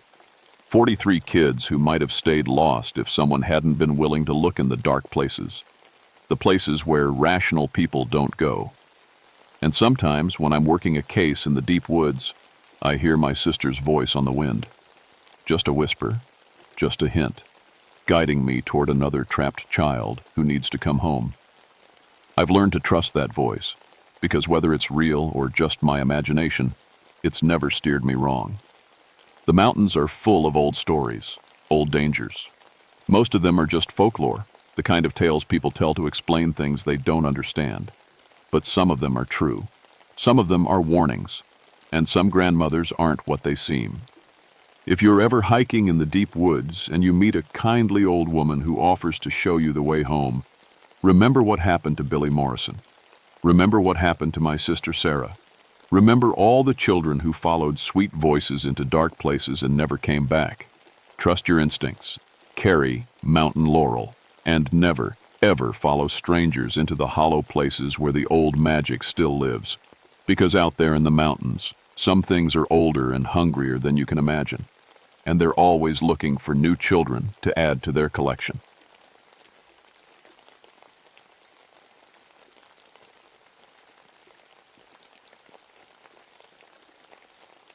My name is Ezra Buchanan, and I've been a forest ranger for 17 years. My grandfather cut timber in these West Virginia mountains. My father did too, until an accident with a falling oak left him using a cane. I thought I'd be different. I thought managing forests and protecting them was better than cutting them down. I was wrong about a lot of things back then, especially about what lives in the woods. December 1981 was the coldest winter I'd ever seen on Shavers Mountain. Snow piled 3 feet deep, and the temperature hadn't climbed above 0 in 2 weeks. I should have been home with my wife, drinking coffee by the fire. Instead, I was hiking 8 miles through wilderness to check on an old clear-cut area that was supposed to be growing back. The helicopter pilot, Buck Hayes, had called it in that morning. "Ezra, you need to see this," he'd said over the radio, his voice shaky. "That section you've been replanting near the old logging camp, something's not right up there." "What do you mean, not right?" "I mean there's trees where there shouldn't be trees. Big ones. Old ones." I figured Buck had made a mistake. Pilots see a lot from up there, and snow can play tricks on your eyes. But I had to check. It was my job to know every acre of the Monongahela National Forest, especially the sections that were coming back from the logging companies. The hike to Spruce Knob took me through some of the prettiest country in West Virginia, even in winter. The snow muffled every sound except the crunch of my boots and the whistle of wind through pine branches. I carried my usual gear: radio, first aid kit, measuring tools, and my grandfather's old Pulaski axe. He'd used it to cut timber. I used it to mark trees for protection. By noon, I'd reached the edge of what used to be the Consolidated Timber Company's biggest clear cut. They'd taken every tree off 100 acres. Back in the 1920s, then left when an avalanche killed 47 of their workers. The company never even came back for the bodies. That's when I saw what Buck meant. Where there should have been young pine trees, maybe 15 feet tall after 60 years of growth, stood massive oaks and maples. Trees that looked 200 years old. Trees with trunks so wide I couldn't wrap my arms around them. Trees that shouldn't exist. I checked my map twice. This was definitely the clear-cut area. But these trees were older than the logging company. Older than my grandfather. They should have been cut down 60 years ago, but somehow they were still here. The forest was too quiet. No bird sounds, no squirrel chatter. Even the wind seemed to hold its breath. The snow didn't stick to some of the tree trunks, just slid right off like they were warm. When I touched one of the big oaks, the bark felt soft, almost like skin. I tried my radio. Nothing but static.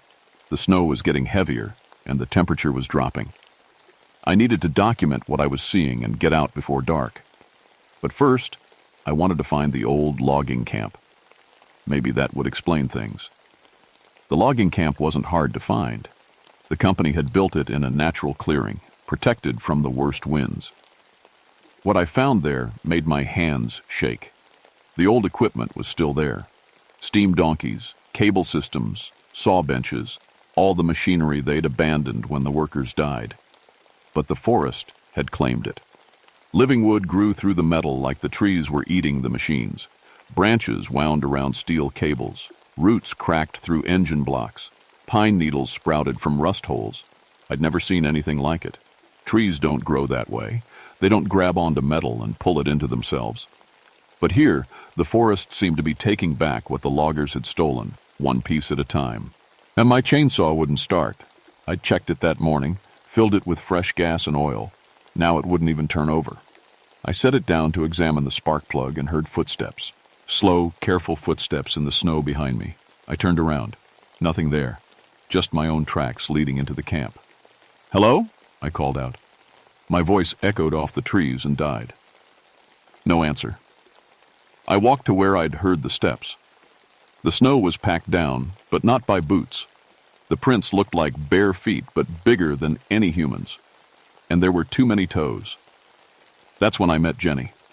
She came walking out of the tree line like she'd been there all along, college-aged, maybe 22, with a backpack full of plant samples and a notebook in her hands. She smiled when she saw me. "You must be Ranger Buchanan," she said. "I'm Jenny Caldwell, forestry student from Davis and Elkins. I'm doing research on forest recovery after logging damage." I felt relieved to see another person. The woods had been getting to me. "What are you doing out here in this weather?" "Same as you, I think. Trying to figure out how these trees got so old so fast." She pointed to the giants around us. According to my research, this area was completely clear-cut in 1922.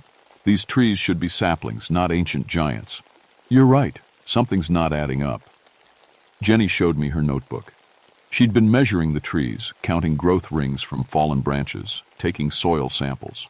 All her data said the same thing. These trees were impossible. "There's something else," she said, her voice getting quiet. "I've been hearing things. Voices. Like people talking, but when I try to find them, there's nobody there." I thought about the footsteps I'd heard. What kind of voices? Men's voices. They sound scared. And angry. She shivered, but not from the cold. "I think they're trying to tell me something." The snow was falling harder now. Big flakes that stuck to our clothes and made it hard to see more than 20 feet ahead. My radio crackled with static, then went silent. No signal. No way to call for help if we needed it. "We should head back," I said. "Storm's getting worse." But when I looked around, I couldn't find my tracks. The snow should have shown exactly where I'd come from, but there was nothing.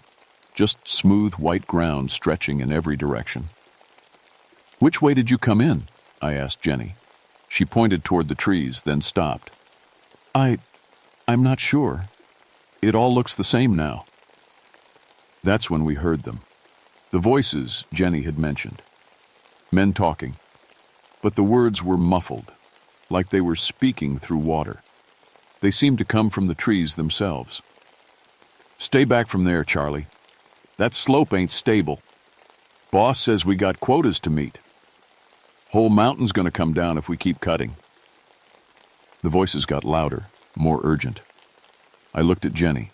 Her face had gone pale. "Those are the loggers," she whispered. "The ones who died in the avalanche." A branch cracked overhead. Then another. I looked up and saw the impossible trees swaying without any wind. Their branches reached toward us like arms. That's when I realized we weren't alone in these woods. We'd never been alone. The dead loggers' voices got louder as the temperature dropped. I could hear them arguing, warning each other, crying out as the avalanche hit. But they'd been dead for 60 years.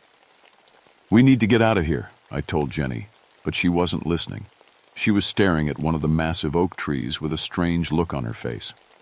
"Do you see that?" she asked. I followed her gaze. In the bark of the oak, about 6 feet up, was what looked like a face.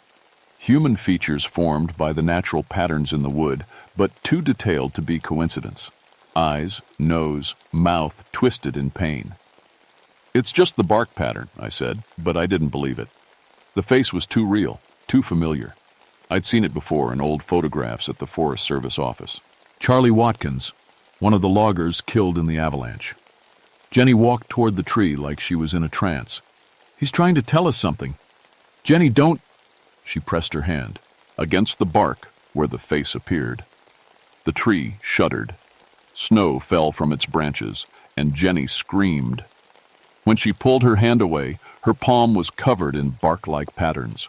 Not cuts or scrapes, but her actual skin looked like tree bark, brown and rough and wrong. "What's happening to me?" she cried, staring at her hand. Before I could answer, the ground beneath us started to shake. Not an earthquake, something else, something moving under the forest floor.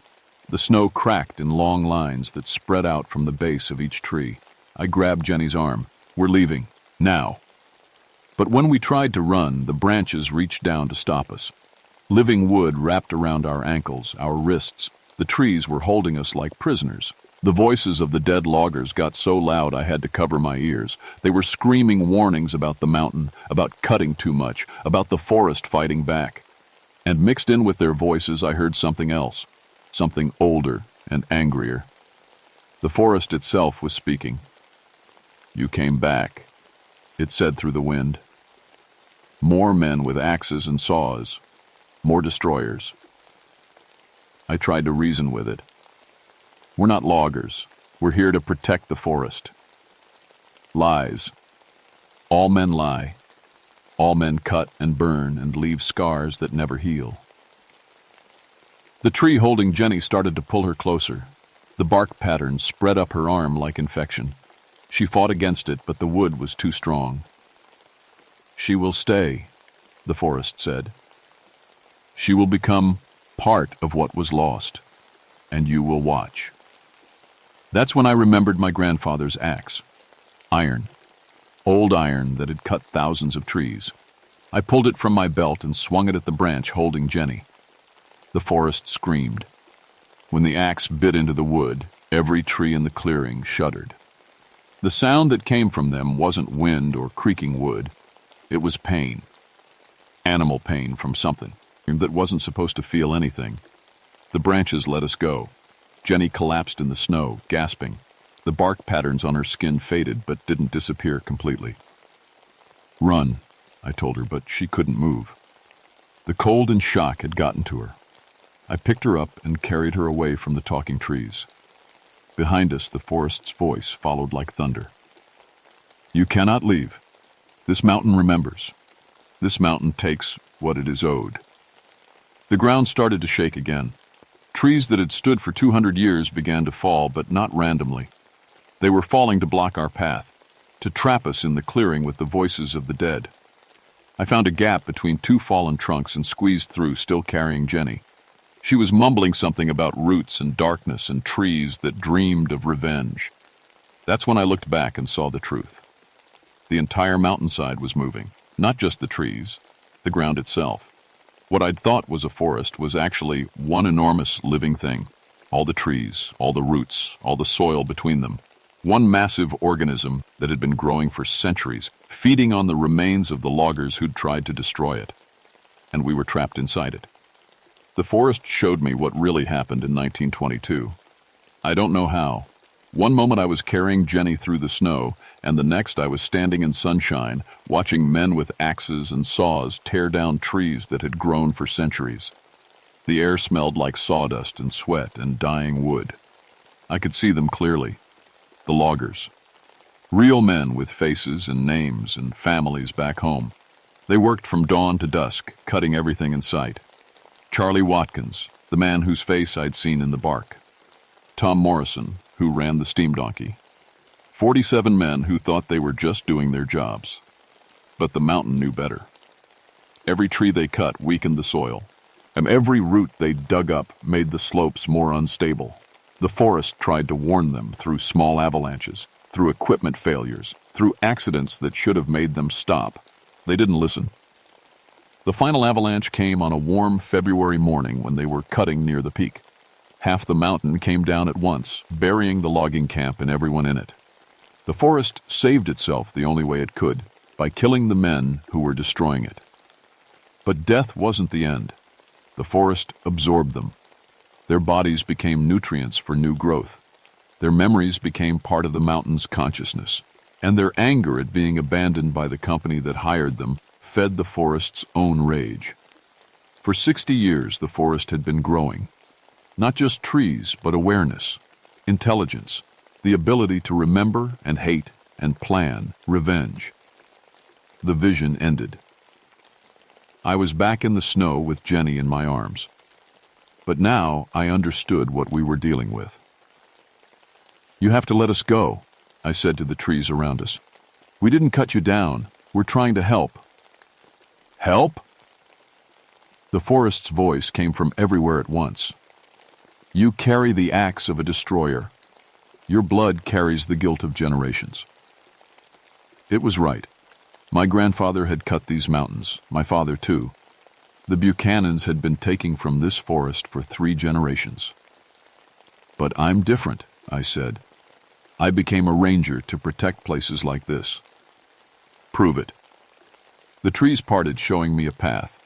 At the end of the path was a choice. My grandfather's axe lay on one side. On the other side was Jenny, now completely covered in bark, her eyes closed, becoming part of a massive pine tree. "Choose. Save her with iron that has killed thousands of my children, or let her stay and become part of what you destroyed." I looked at the axe.